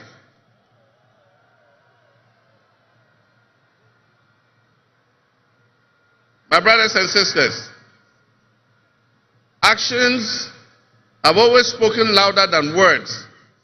With that in mind, I have entered into a covenant with you, the good people of Ghana, in which I have enumerated 26 actions that I'll take within my first 120 days. There is reason for hope, and there is every reason for hope. But we must also have faith, because faith empowers us to trust the things that will happen. With faith, you believe what you know, and that is why we need faith to be able to achieve our reset. We need a reset with the faith we have in our country and our leadership. We need a reset with the faith we have in our institutions. We need a reset with our faith in our dear nation, Ghana. And by that, I mean in all of us, because all of us are Ghana. You are Ghana, and I am Ghana. All of you seated here today, Ghanaian citizens, you are Ghana. The people who you are with or near you as you watch this on television, in your homes, or listen on radio, or follow on social media are what we call Ghana. I ask that we enter into the covenant with the Ghana we all love and the good people of our country who make up this dear nation. And I ask that you envision a Ghana that you want to live in, a Ghana that you want to leave behind to your children and your grandchildren. What can you do to help build that better Ghana that we all strive for? What behaviors, what attitudes and mindsets can we reset? We need a reset, and we have faith in Ghana's ability to overcome, excel, and be so successful with this reset that it will be difficult to imagine a time when that was not the case. As we stand at this momentous crossroads in our nation's history, I am honored and humbled to accept the mantle of the President of the Republic of Ghana. Today we celebrate a new administration and herald an unprecedented era of opportunity and transformation. With Nana, Jane, Opoku-Agyeman by my side, we are poised to embark on a journey of progress and inclusivity, united in our vision for a more prosperous Ghana. This day is particularly special for us and for every Ghanaian who dreams of a society where barriers are shattered and ambitions are realized.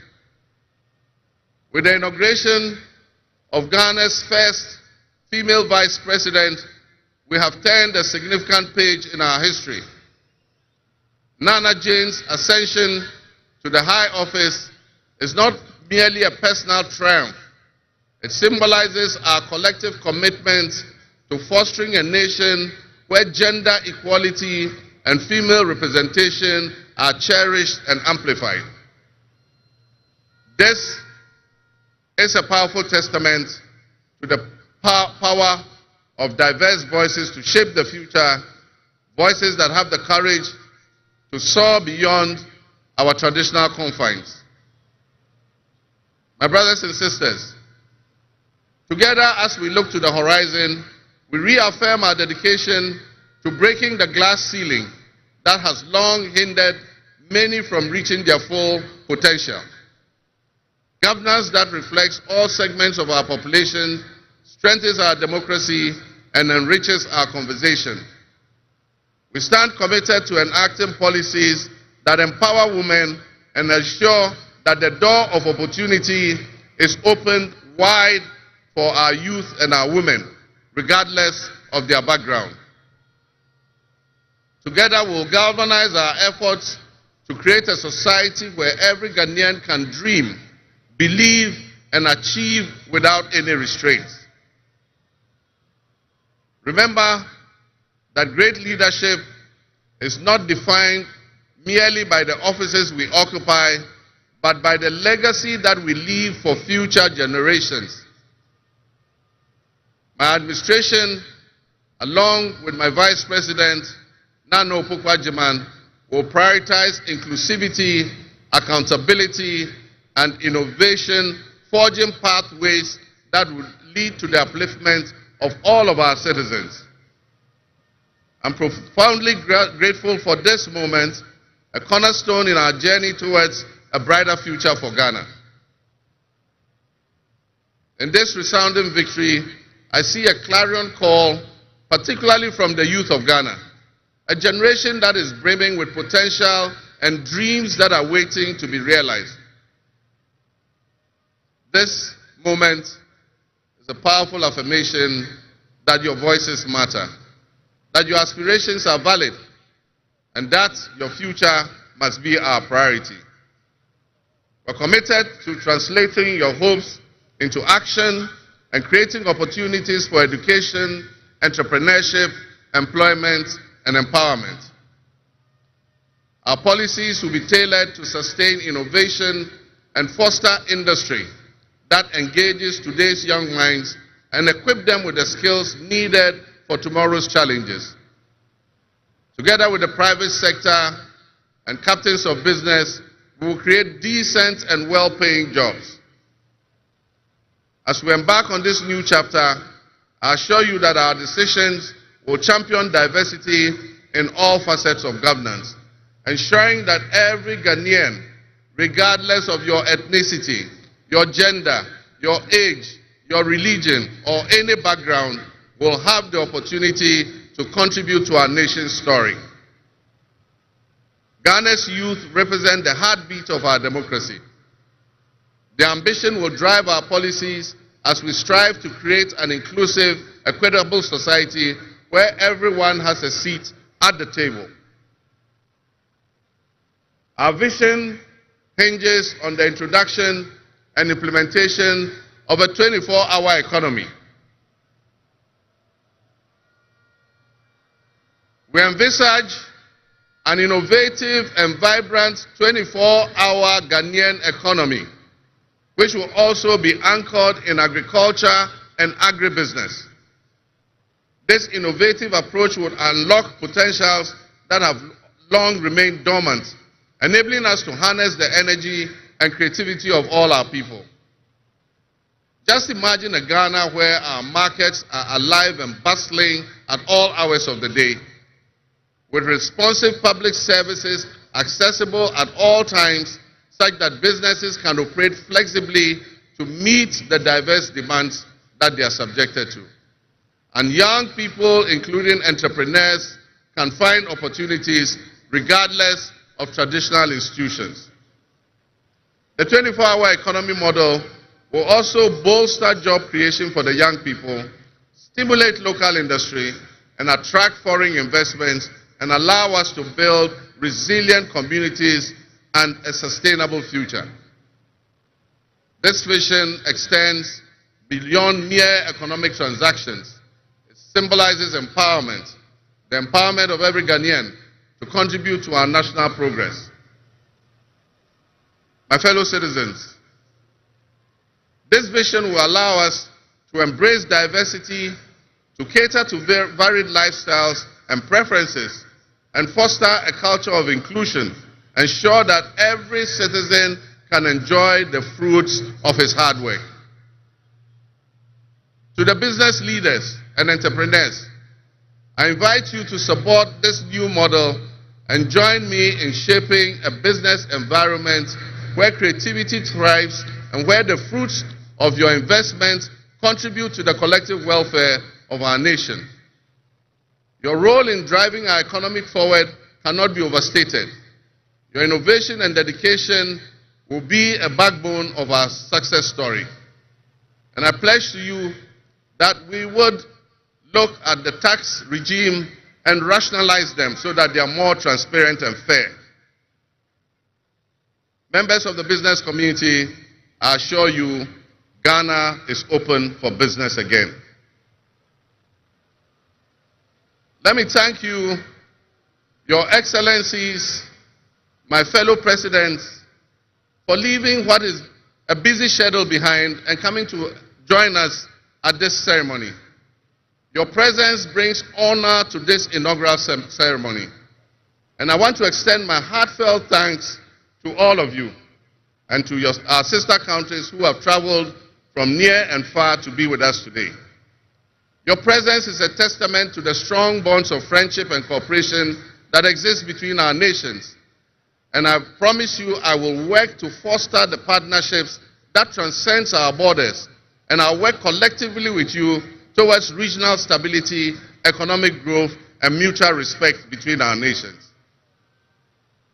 To my friends from across Africa and the world, I thank you and welcome you to Ghana. And in our local parlance, I say Akwaba to all of you.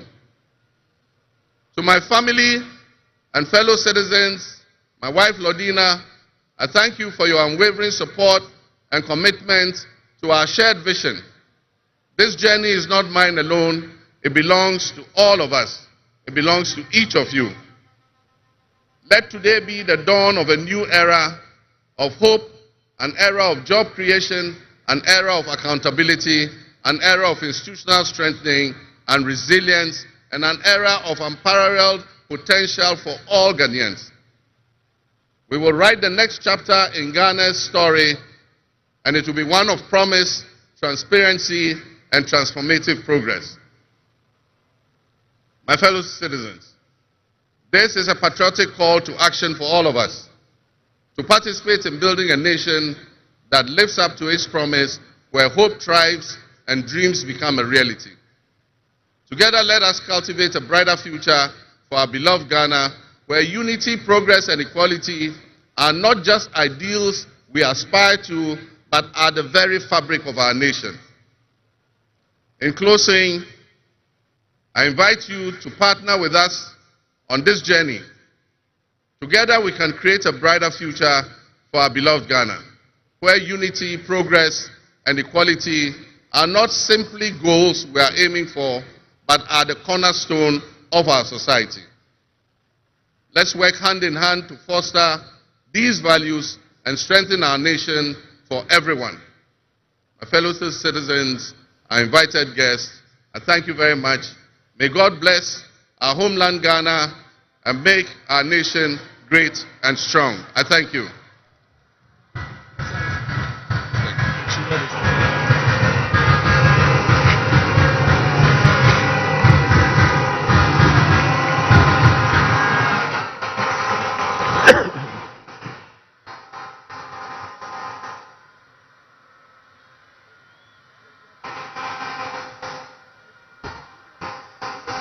Yeah.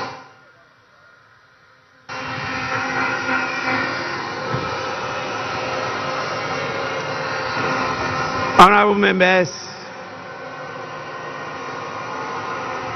on your behalf, I convey the gratitude of the House to His Excellency, the President of the Republic of Ghana, for his address. Your Excellency, the House is extremely grateful to you.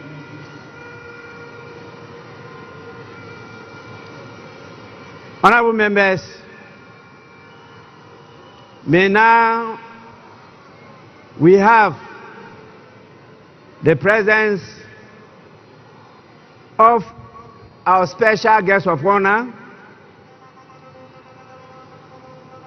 in the distinguished personality of His Excellency Bola Ahmed Tinubu, the President of the Republic of the Federal, I should say the Federal Republic of Nigeria.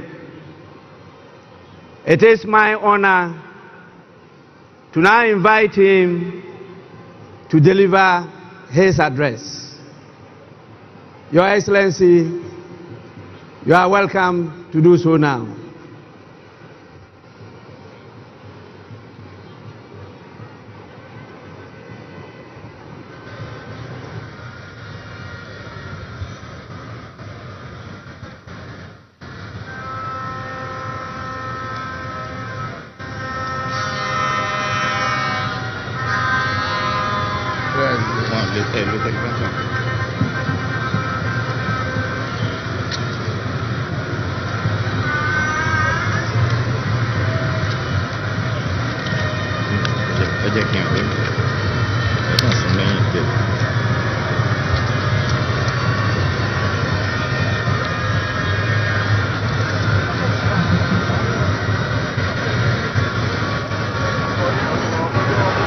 Your Excellency, President of the Republic of Ghana, Head of State and Government here present, Right Honorable Speaker and Members of Parliament of Ghana, members of the diplomatic corps, eminent personalities here present, distinguished ladies and gentlemen. It is always good when a friend and brother can visit the home of a close neighbor to celebrate his success and progress with him. Today, we celebrate African democracy as Ghana and our beloved people mark the transition from one democratic government to another. This moment does not merely symbolize another milestone in the evolution of Ghanaians' democratic society. It further demonstrates that in West Africa, we are capable of democratic and productive endeavors. It is time that our continent critics stop forgetting the strides that Ghana, Nigeria, and others have made. We need not prove ourselves to them. We have nothing to prove to anyone except ourselves. We will lift our nations out of poverty and build strong and resilient economies for our people. Today, I am here not only as the President of the Federal Republic of Nigeria, but also as an African in resolute support of Ghana and our people. This moment is a source of pride and honor for Ghanaians, the entire continent, and its diaspora. The sun is out and the sky may be blue, but I see today a black star rising high in African sky. This black star shines over this nation, and its rays spread across this continent with a sense of shared history, hope, compassion, unity, devotion to our common welfare. While others may seek to demean Africa and keep brothers pitted against brothers, that shining star reminds us of who we are. Better yet, it reminds us of who we can be. That star reminds us always to strive and work together, bond together, even when we disagree. We must choose the path of peaceful dialogue. Never can we do harm to our brothers, nor can we permit any outsider to disrupt our bonds of brotherhood. The spirit of Ghana, the first Republic President, Osagyefo Dr. Kwame Nkrumah, is here present today, lifting that star higher and higher. Just as Ghana draws inspiration and a well of strength from Kwame Nkrumah and many of his past leaders, Nigeria similarly draws inspiration from its founding fathers, who not only fought for our independence, but also cherished the close relationship between our two nations. May we always walk in the way and in the spirit of these enlightened leaders. Ghana is in harmony with that spirit, and President John Mahama inauguration today reflect that. Your new president is a man of patriotic vision and substance. He loves his nation and his people to the core. He believes that your nation has a mission and intend for you all to fulfill it.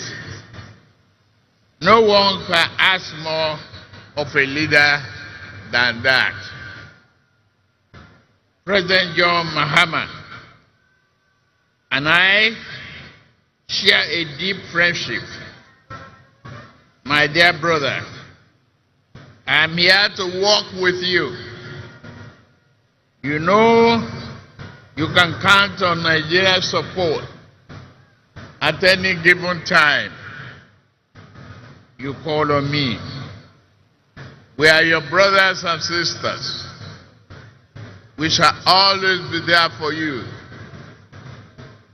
May your administration be a profound success and progress for you, Ghanaians, and the entire region. I am confident that new government under the leadership of President John Mahama will work with Nigeria to strengthen this powerful bond, leading to greater shared progress, prosperity for the people of our two nations. I have no doubt that your administration will bring about positive change and progress. Your accession to the power should also mark a new and invigorating momentum in pursuing sub-regional and integration and progress. With laser focus, we can tackle our people's most pressing problem of poverty, youth unemployment, instability, insurgency, and many other problems hampering our desired progress. May Ghana's democracy continue to grow stronger. May progress and prosperity be your portion. Let us all look forward to a future filled with hope, opportunity, and progress. God bless Ghana and its beloved people. God bless Federal Republic of Nigeria and its beloved people. God bless ECOWAS. God bless our beloved Africa. I thank you for your kind attention. God bless you.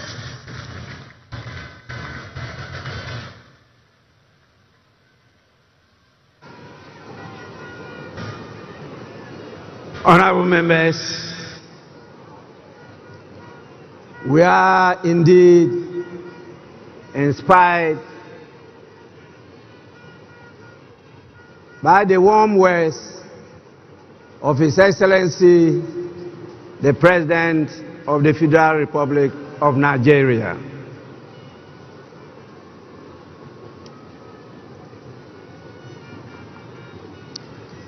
I now have the honor to, on your behalf, invite the visiting heads of state and former presidents to congratulate the President of the Republic of Ghana.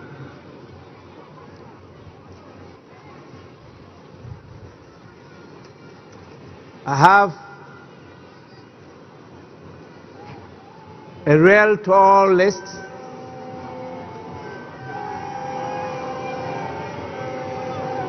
It is my hope and prayer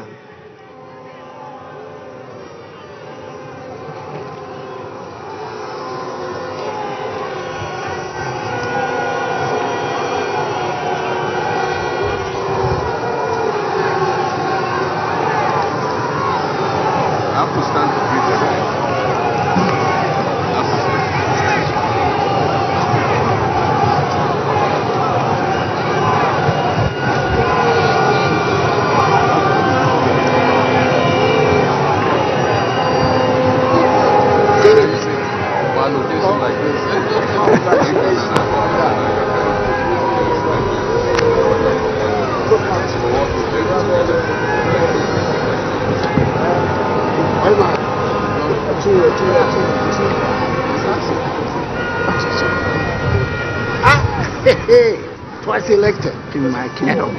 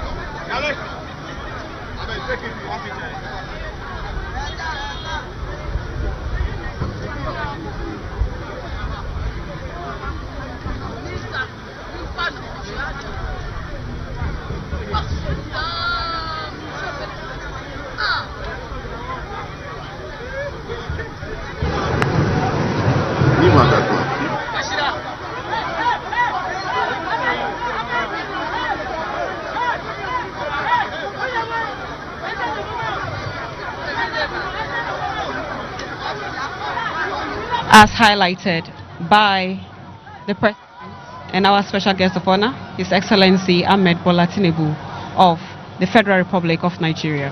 Now, what else? What is the next on the agenda? Because very soon we will witness. Honorable members, I will now, on your behalf, call the names of our distinguished dignitaries, the heads of states and presidents from various countries, to come to congratulate His Excellency the President of Ghana. And I will start with our special guest, the President, the Commander-in-Chief, and the Head of State of the Federal Republic of Nigeria, the person of His Excellency Bola Ahmed Tinubu, to lead in this whole exercise. Your Excellency, you may proceed to do so now.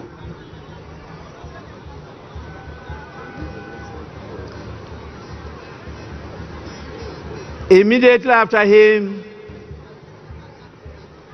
will be His Excellency the President of the Republic of Rwanda, His Excellency Paul Kagame.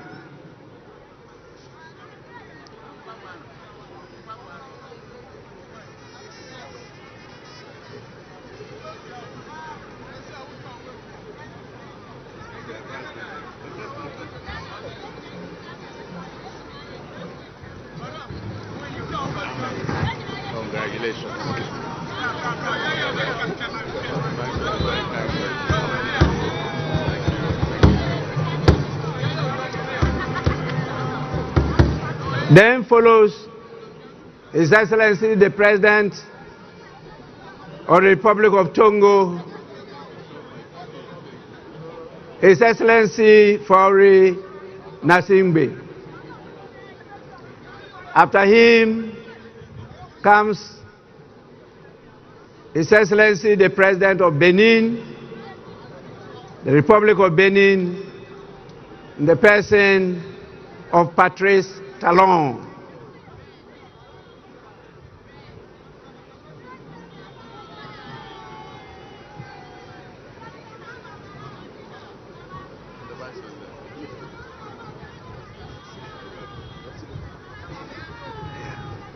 Bienvenue. Merci beaucoup.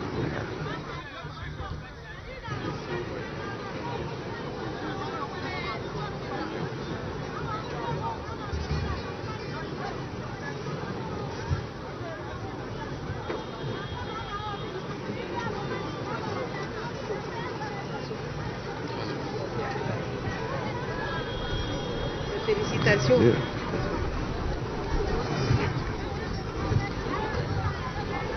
Then follows the President of Gambia, His Excellency Adama Barrow. After him, we have His Excellency Brigadier Julius Maada Bio, the President of the Federal Republic of Sierra Leone.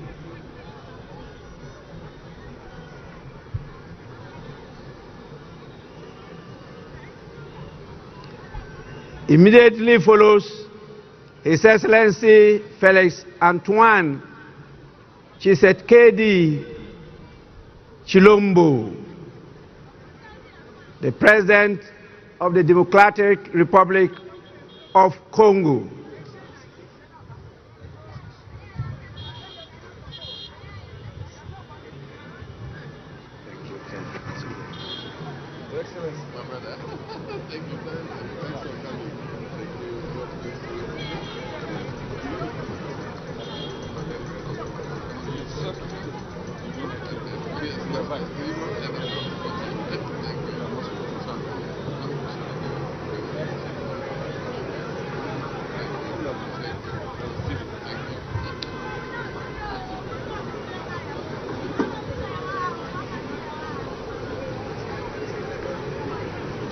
After His Excellency,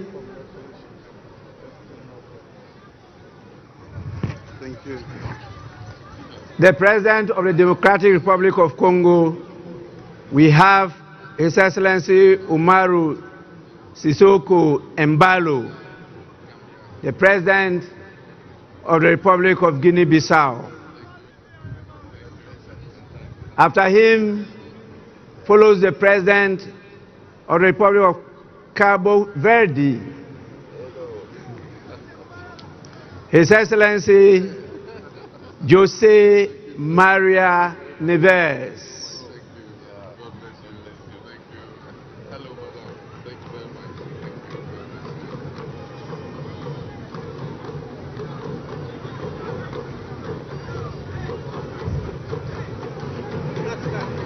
Black Star.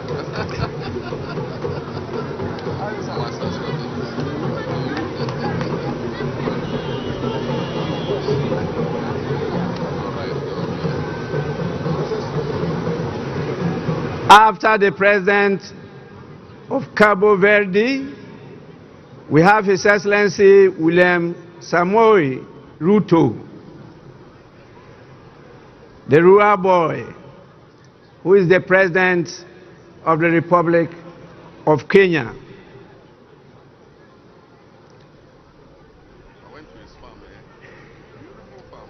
Beautiful farm. Rural boy.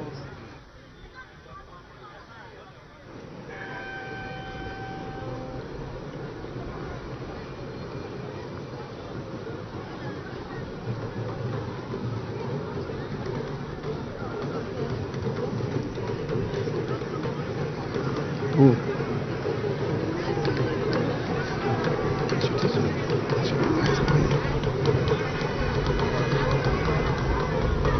Congratulations, Professor. Mr. Speaker. The rural boy. Thank you very much. You're welcome.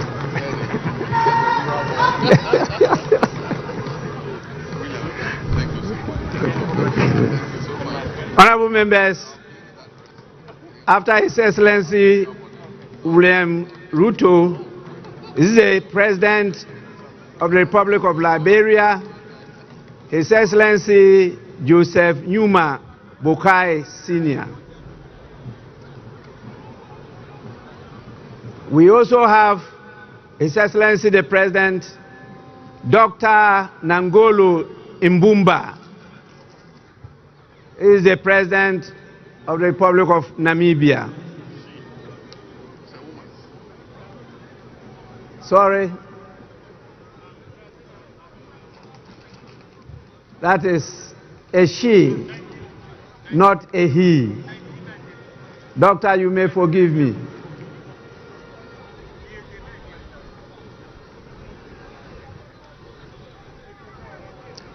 After Her Excellency, the President of Namibia, is His Excellency Bassirou Diomaye Faye, the President of the Republic of Senegal.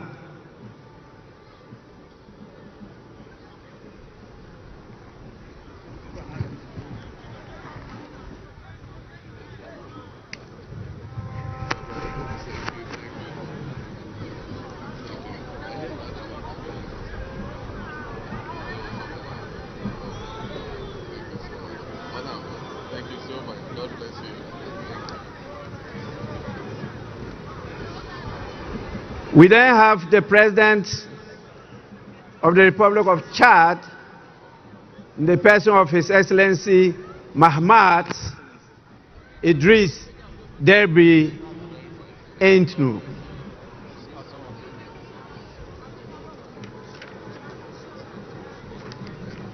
After him, we have the President of the Republic of Botswana, His Excellency Duma Gideon Boku.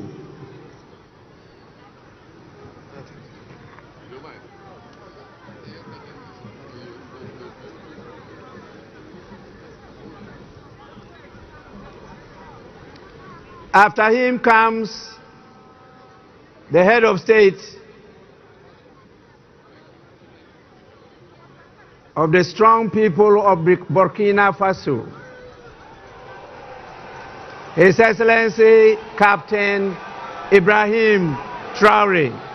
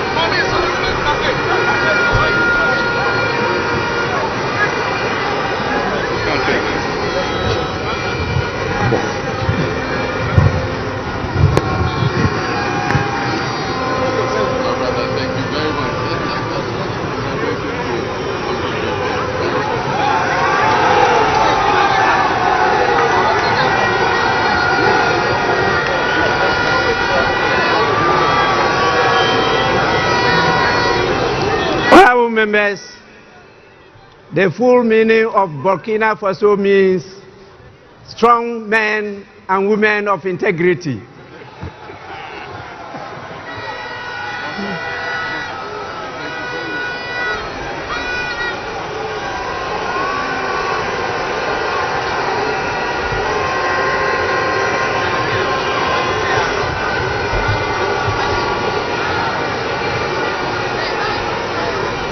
We have His Excellency Brigadier General Bryce Clotaire Oligui Nguema,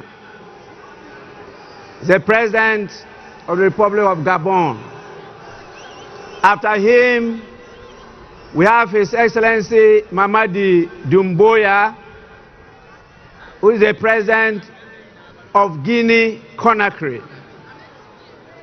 And after him, we have the Prime Minister, Abdoulaye Maïga. He's the Prime Minister of Mali.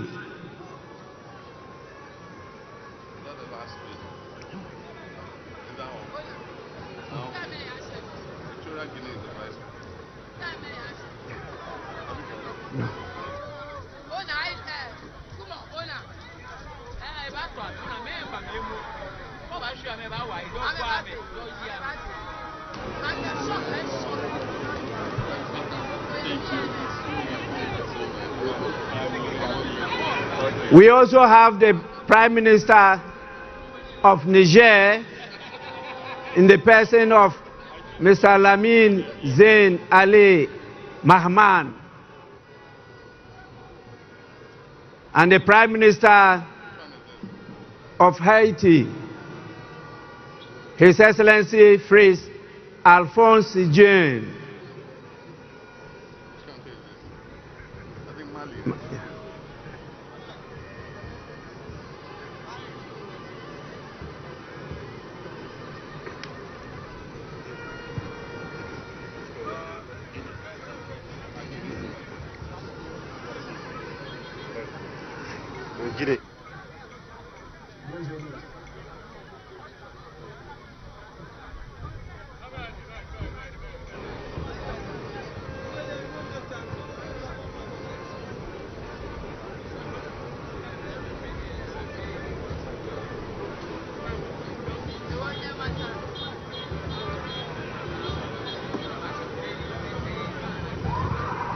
Prime Minister Mali,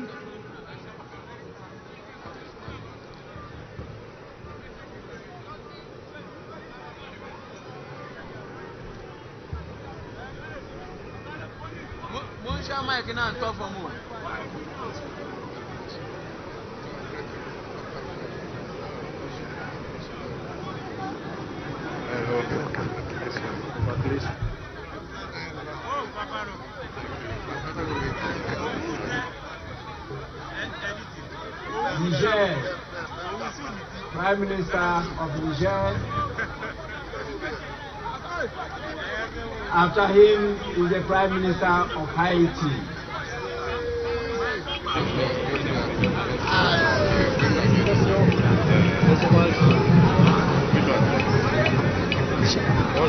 Bonjour, ça va? Bienvenue.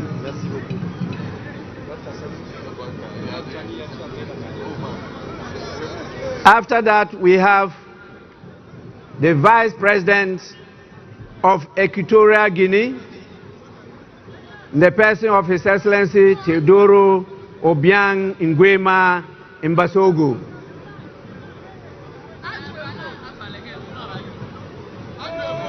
Then follows the Vice President of Uganda,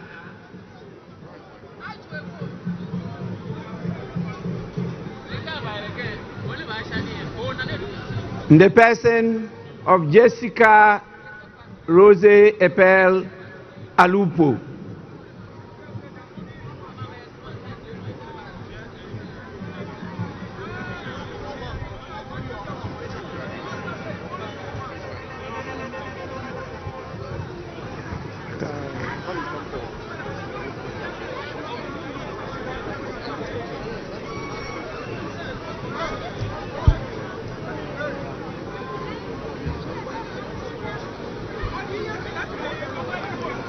We have the Vice President of the Republic of Tanzania, His Excellency Dr. Philip Isdor Mpango.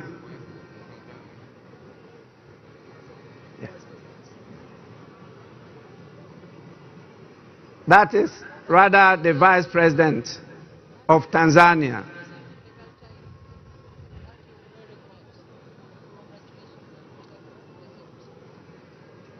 We also have with us the Vice President of La Côte d'Ivoire. Greetings from President Museveni.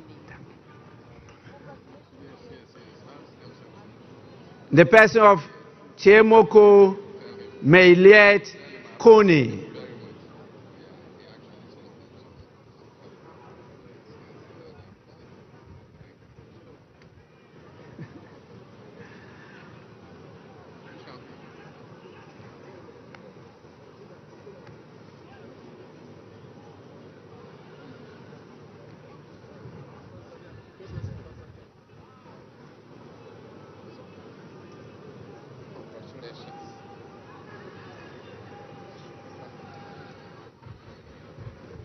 Tanzanites.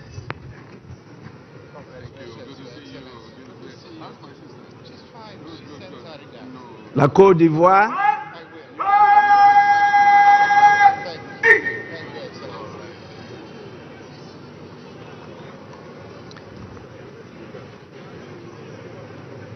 After His Excellency the Vice President of La Côte d'Ivoire, we have the Vice President of Mauritania, His Excellency Mohamed Adihali Khatra.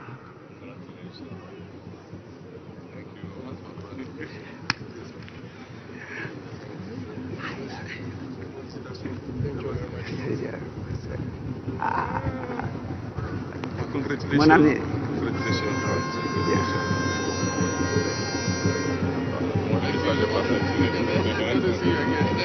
My father. Congratulations.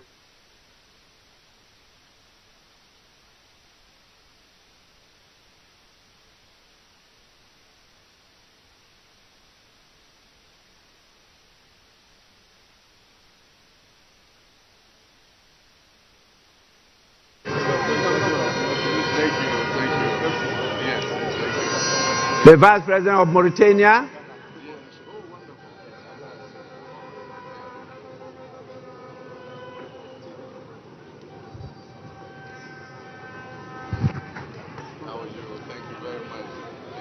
we now have the Speaker of Parliament of the Kingdom of Morocco, His Excellency Rashid Talbi Alami. After him is the former President of the Federal Republic of Nigeria, His Excellency Olusegun Obasanjo.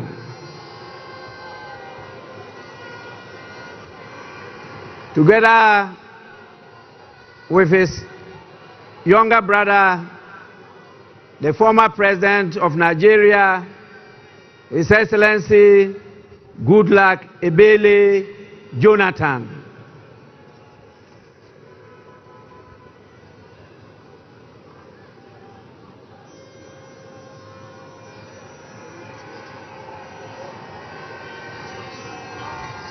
Speaker. Morocco. I'm Speaker of Morocco. Yes. I hope to see you. Yes. Thank you so much for the invitation. Thank you. Thank you. Thank you. Thank you. Thank you.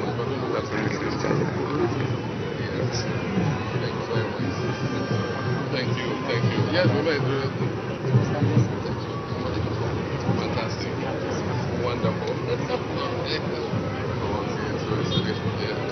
All right. Thank you. Thank you.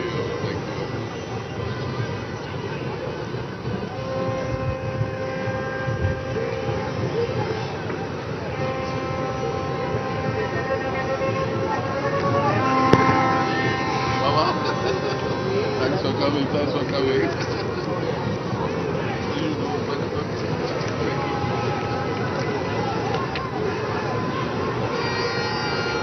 After His Excellency Goodluck Ebele Jonathan,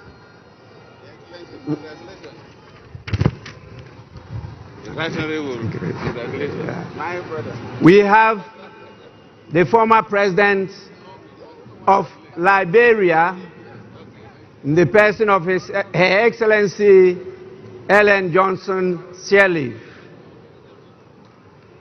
After her, we have the former president of the Federal Republic of South Africa, in the person of His Excellency Jacob Zuma.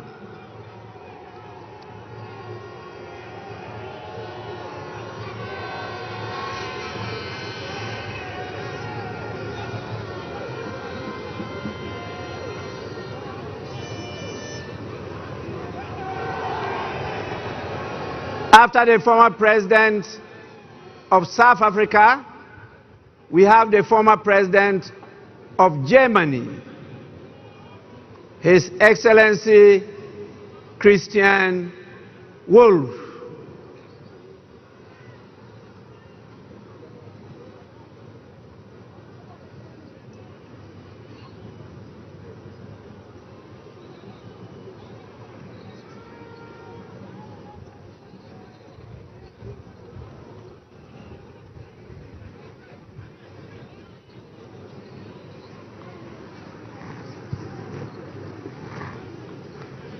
After Germany, follows the foreign minister of the European Union, Belgium, European Affairs, Foreign Trade, and the Funeral Culture Institute. His Excellency Bernard Quintin.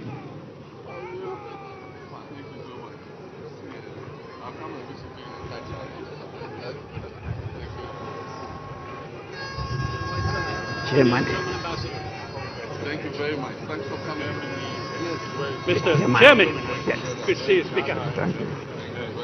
Thank you very much.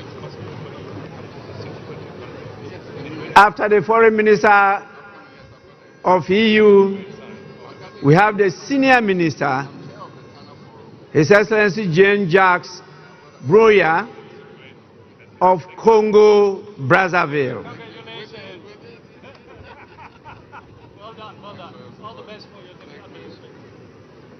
After Congo, Brazzaville, we have the Minister for Africa, the United Nations, the Commonwealth and Human Rights of United Kingdom. Speaker? Yes. In the person of Lord Collins of Highbury. Yes, that's right. Thank you. Thank you so much. We have to stand for him. After him comes the Minister for Defense of Zimbabwe, Honorable Opa Michinguri Kashiri.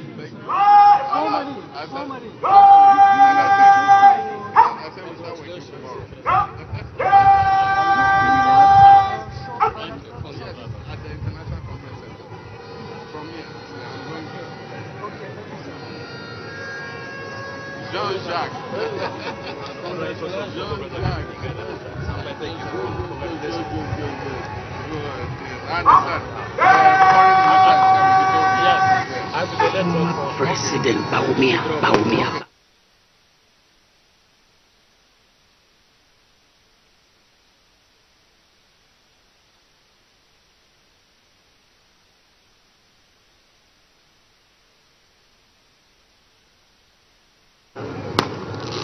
So nice to see you.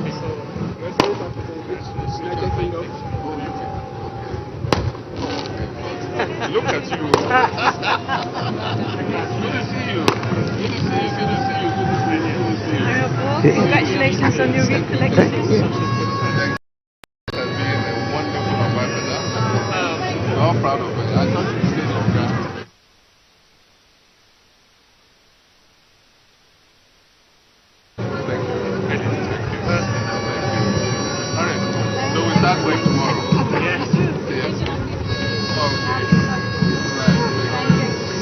We also have the Minister for Housing, Lands and Maintenance of Barbados, Honorable Dwight Sutherland, Member of Parliament.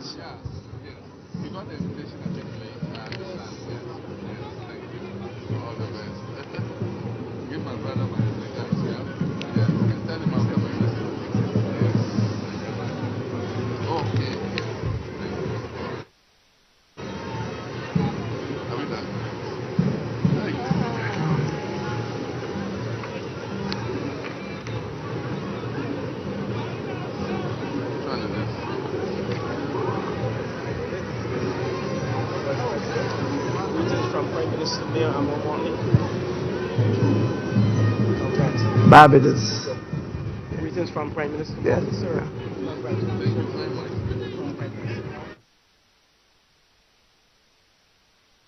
It's quite long.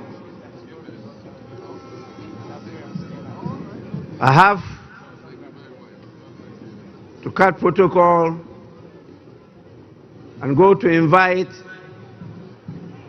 the former Vice President of our great Republic of Ghana, in the person of His Excellency Dr. Mahmoudou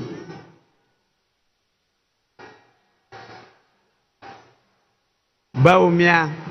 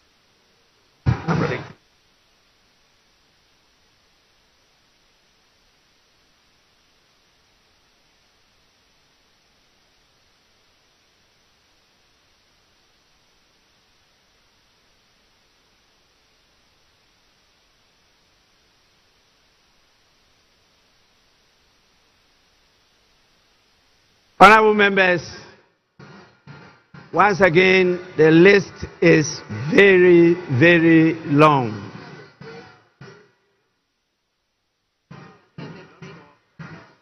I will now invite the President of the ECOWAS Commission, in the person of His Excellency Dr. Omar Eliu Kure.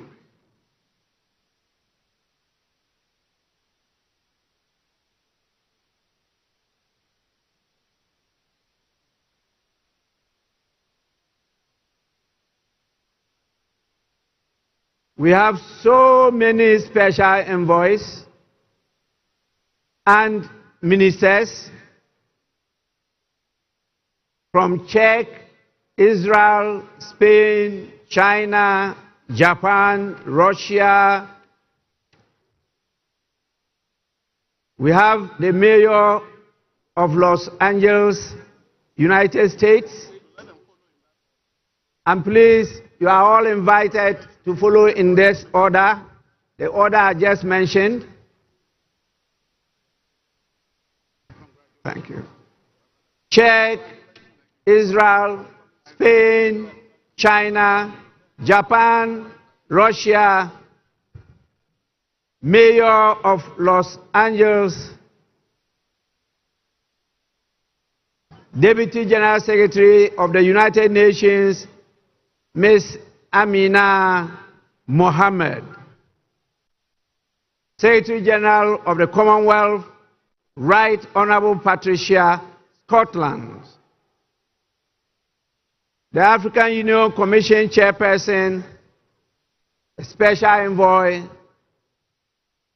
His Excellency Wamikele. And we have the Honorary Consul General for Nigeria and Ghana of Belize, Dr. Ifeanyiku Ifede.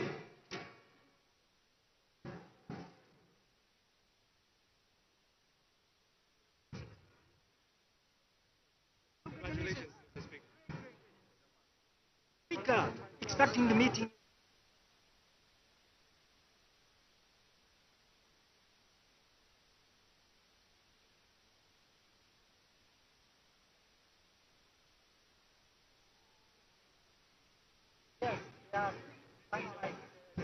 We have the former Prime Minister of Ethiopia, the Secretary General of Climate Vulnerable Forum, Pan-African Parliament, the President himself, His Excellency Chief Fortune Zephania Charbura. We have the African Development Bank. The President of the African Development Bank is here himself.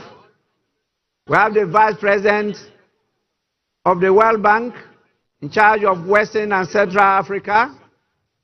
Then the ECOWAS Bank for Investment and Development, the President and Chairman of the Board of Directors, our own Dr. George Ajekum Donko. We have the United Bank for Africa, Chairman of the group, Mr. Tony Elumelu, and we have the Ambassador of Bahamas,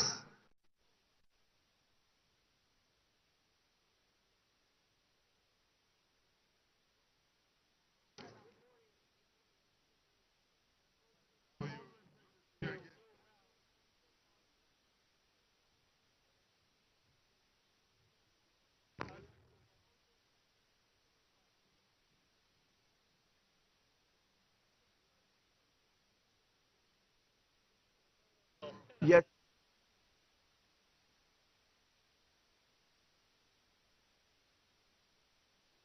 We have the President of the Secretary General of the United Nations Office for West Africa and the Sahel, Mr. Leonardo Santos Simao, and the Deputy National Secretary Advisor to Sheikh Khalid bin Ali Al Khalifa of Bahrain.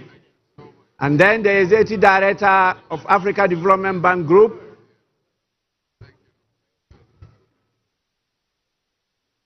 and we have the Vice President for Africa, International Bank for Reconstruction and Development, Usman Diagana.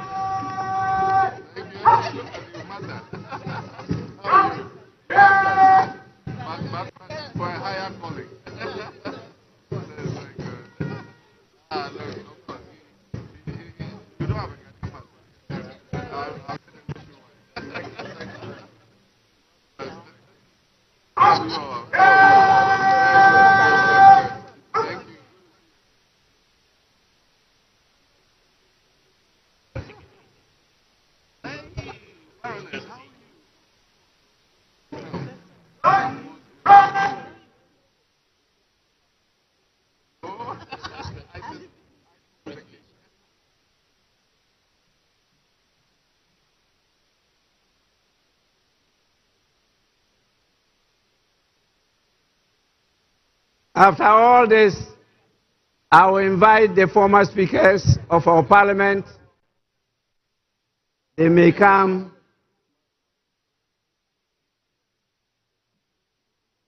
congratulate His Excellency the President.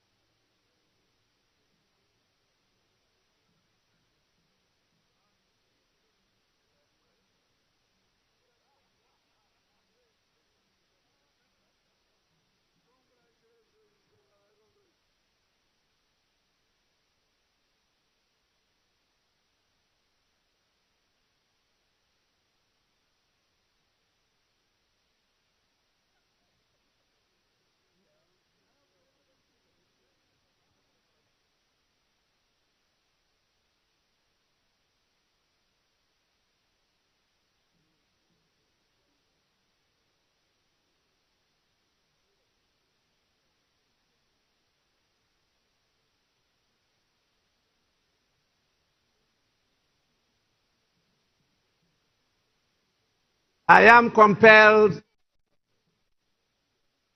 by the situation, not only time constraints, but the exhaustion of all gathered here,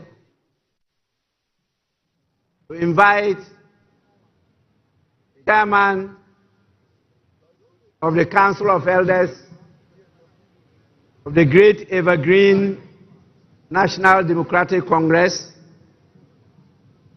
who could at his pleasure come with some of the executives of the party to congratulate His Excellency the President.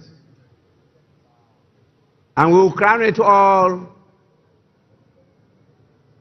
with the First Lady of the Republic of Ghana, Her Excellency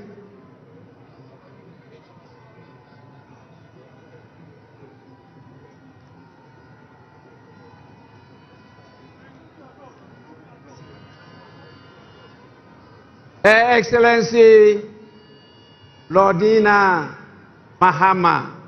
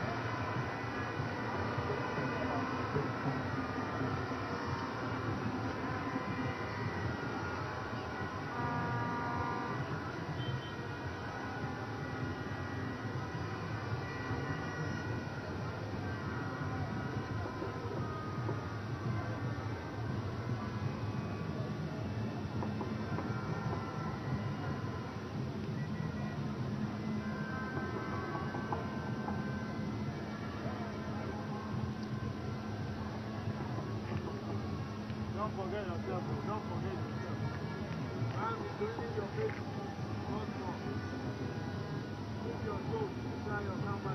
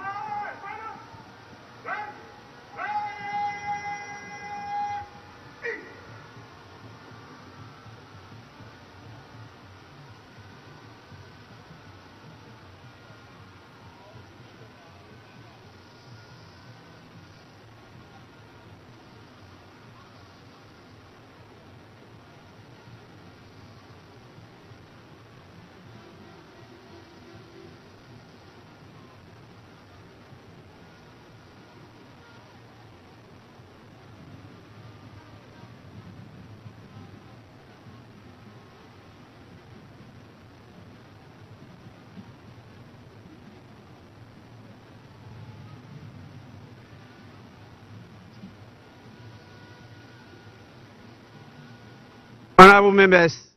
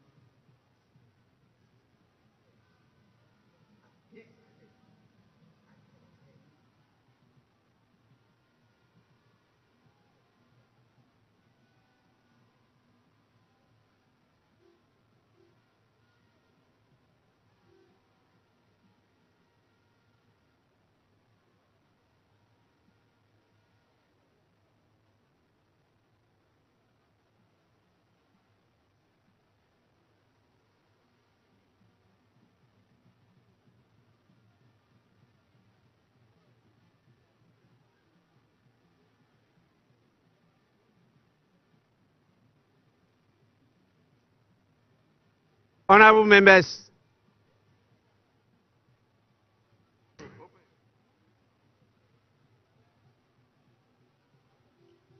honorable members, it's now time for me to invite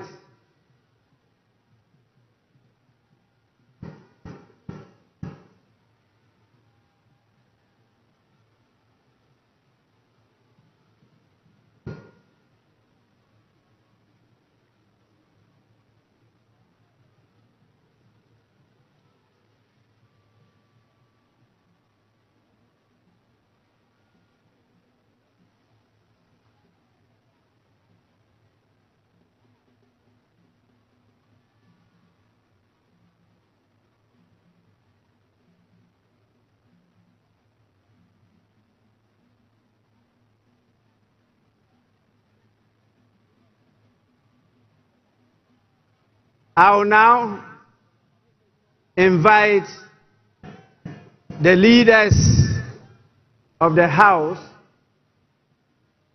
the majority and the minority leaders, to come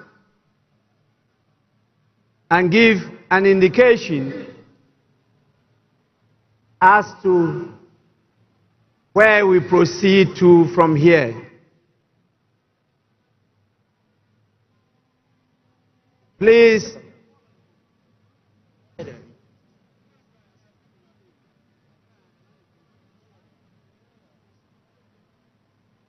the majority and the minority leaders.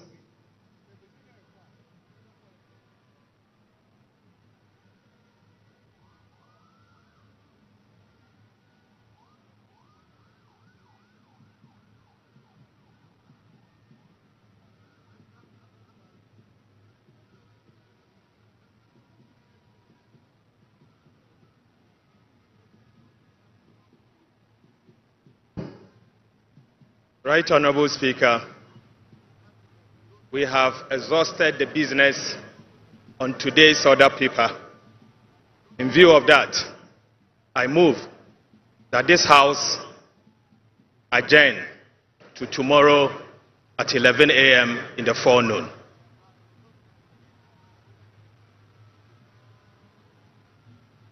Mr. Speaker, it is the desire of the minority that this House be suspended so we continue to do business in fulfillment of the 24-hour economy. However, if the majority leader so pleases, I shall second his motion for adjournment. Thank you very much. Honorable members,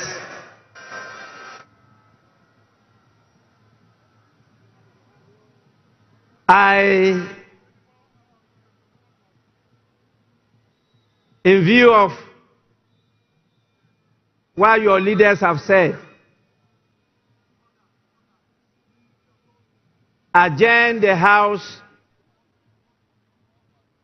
to tomorrow, Wednesday, the 8th of January 2025 at 12 noon. The sitting is accordingly adjourned.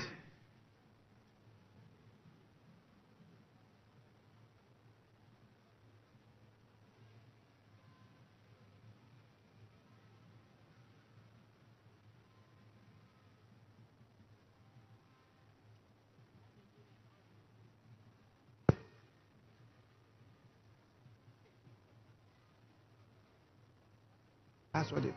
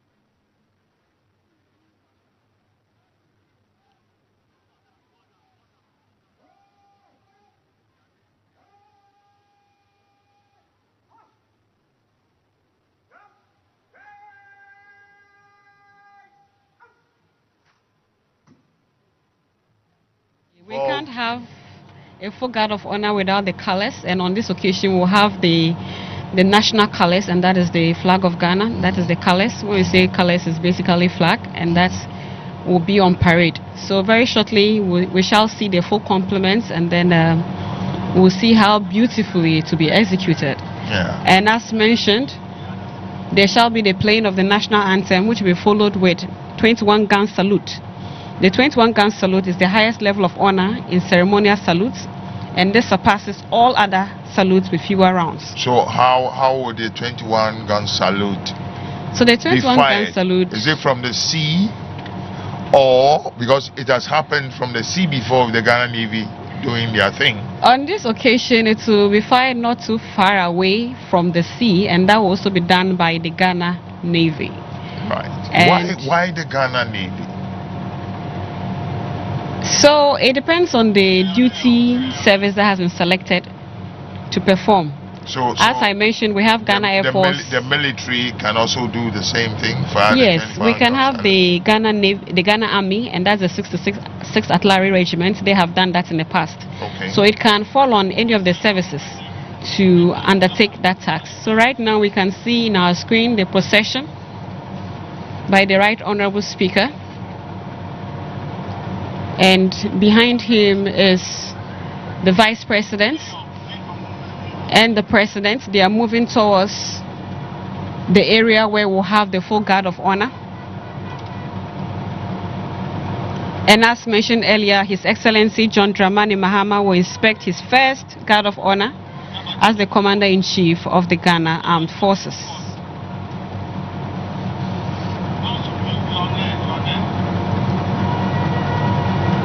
So we are now having the procession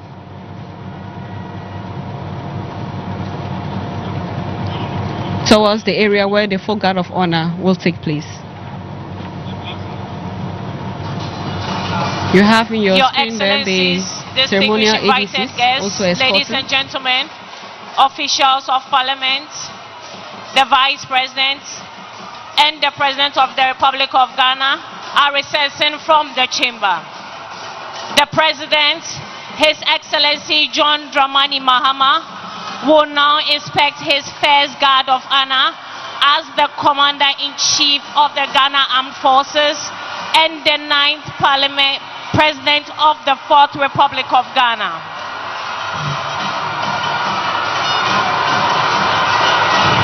May I respectfully request all invited guests to please be seated as the President moves to inspect the guard of honor.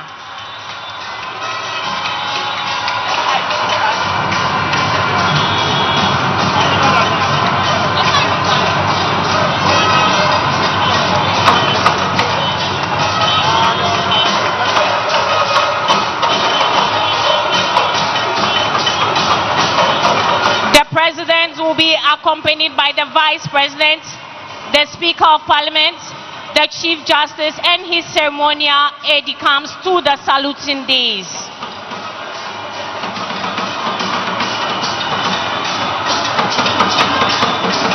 The ceremonial aide-de-camp for the ceremony is the Chief of the Defense Staff, General Thomas Opon-Pepra, and the Inspector General of Police, Dr. George Ekufundampari.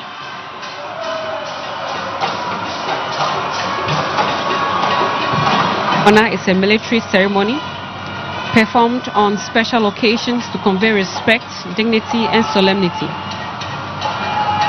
A guard of honor is a formal gesture offered to dignitaries such as heads of state, government, distinguished guests. The guard of honor is under the command of Lieutenant Ghana Navy Kenneth Opoku. National celebration. The second in command is Sub-Lieutenant Harrison Na. The color ensign is Sub-Lieutenant Richard Abwaji Sapon. The conducting warrant officer is Chief Petty Officer Class 2 Kwa Richard. The color escorts are Petty Officer Class 2 Amure Koko Daniel and Petty Officer Class 2 Owusu Emmanuel. And Staff General Thomas Opon-Pepra. Shall we please be upstanding for the national anthem and the 21 gun salute as mentioned earlier.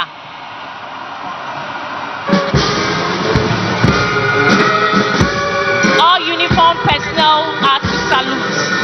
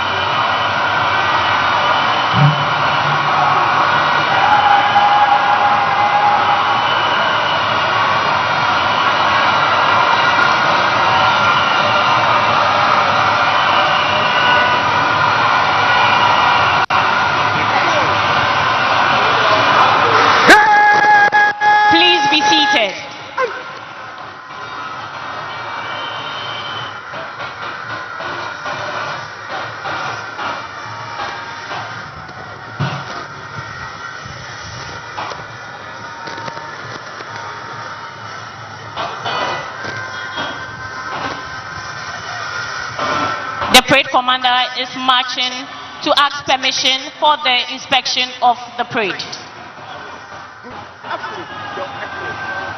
Presidential Inauguration Ceremony, Guard of Honor Conduct. Guard mounted by the Ghana Navy. 96 rank and file with the Ghana Navy Regimental Band in attendance, ready for inspection.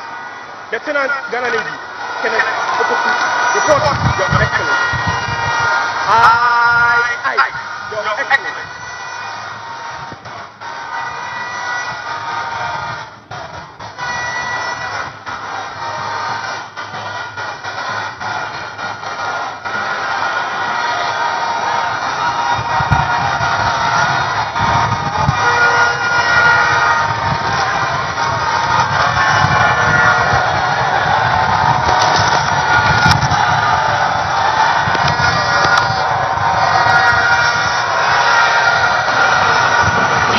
Your Excellencies, distinguished guests, ladies and gentlemen, this morning we have the Navy Regimental Band on parade. It's under the command of Sub-Lieutenant Doris Iboni.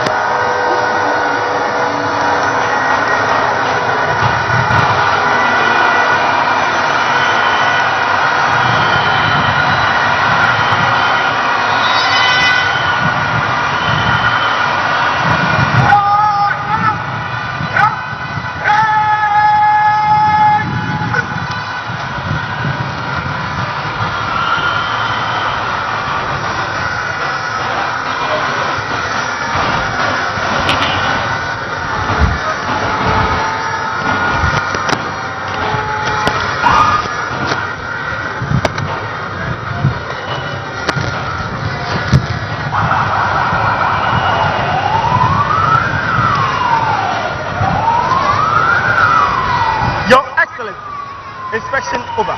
May I have your permission to march off the guard? Aye, Your Excellency.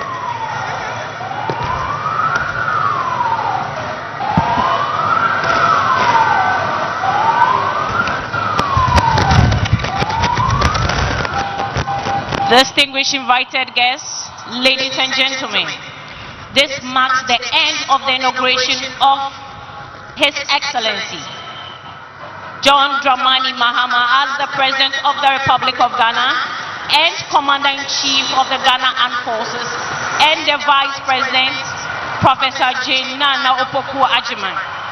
Distinguished invited guests, ladies and gentlemen, let's all remain seated as the President takes leave of us.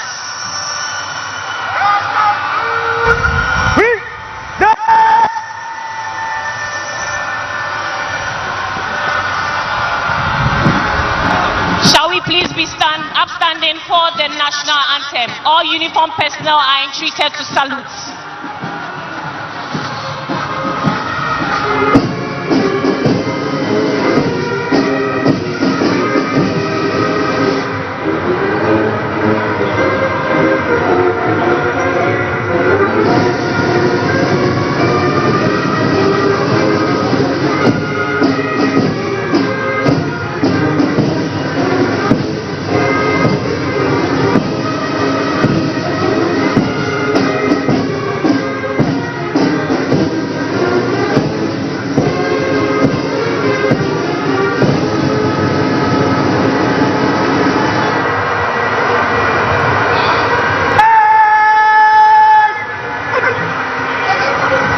Distinguished invited guests, ladies and gentlemen, let's all remain seated as the President takes leave of us.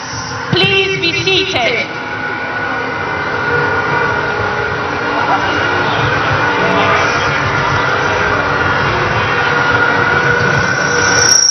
After the President leaves, the Vice President will also depart.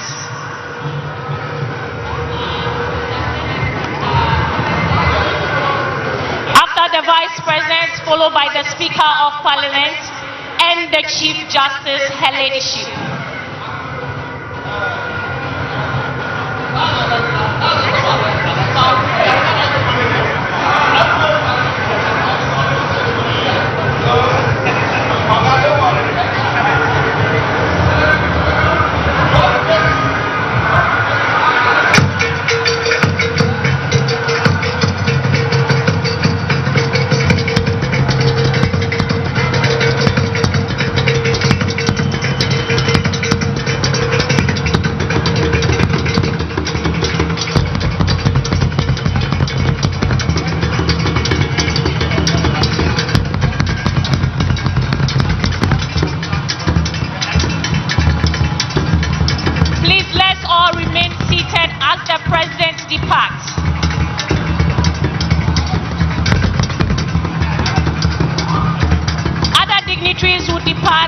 Protocol demands.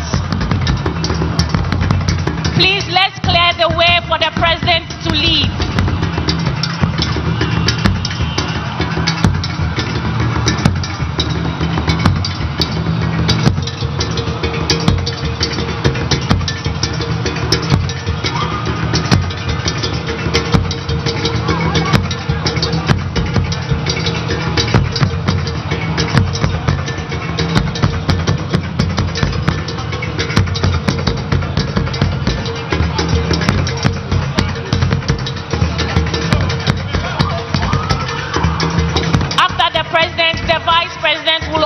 Leave,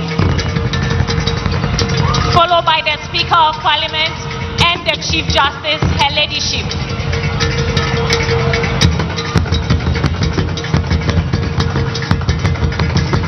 Your Excellencies, distinguished invited guests, our heads of state and dignitaries will depart in order as they came in.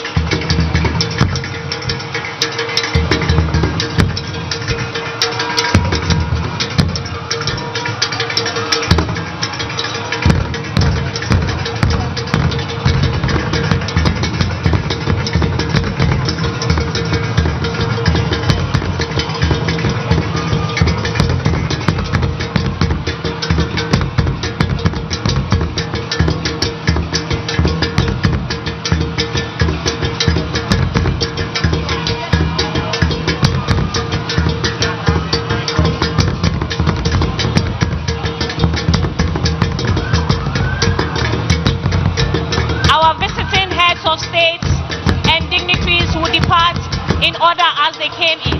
The first to depart will be the President of Nigeria, followed by Benin, Burkina Faso, Cape Verde, Côte d'Ivoire, Congo-Brazzaville, Democratic Republic of Congo, Equatorial Guinea, Egypt, The Gambia, Guinea, Guinea-Bissau, Kenya, Liberia, Mali, Mauritania, Niger, Namibia, Rwanda, Senegal, Sierra Leone, South Africa, Uganda, Tanzania, Togo, Botswana, Barbados, Morocco, and Gabon.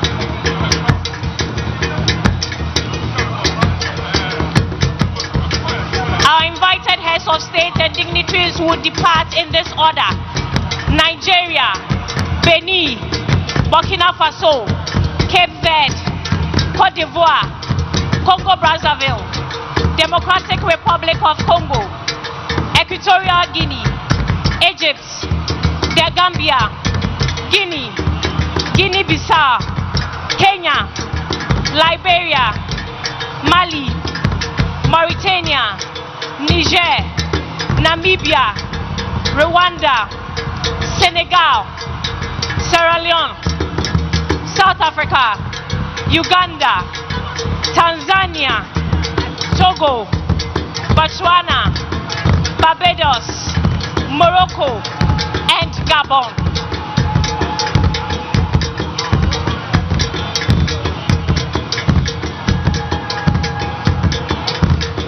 After which His Excellency John Agyekum Kufuor will also depart, followed by His Excellency Nana Addo Dankwa Akufo-Addo and Her Excellency Rebecca Akufo-Addo, followed by His Excellency Dr. Mahamudu Bawumia and Her Excellency Samira Bawumia.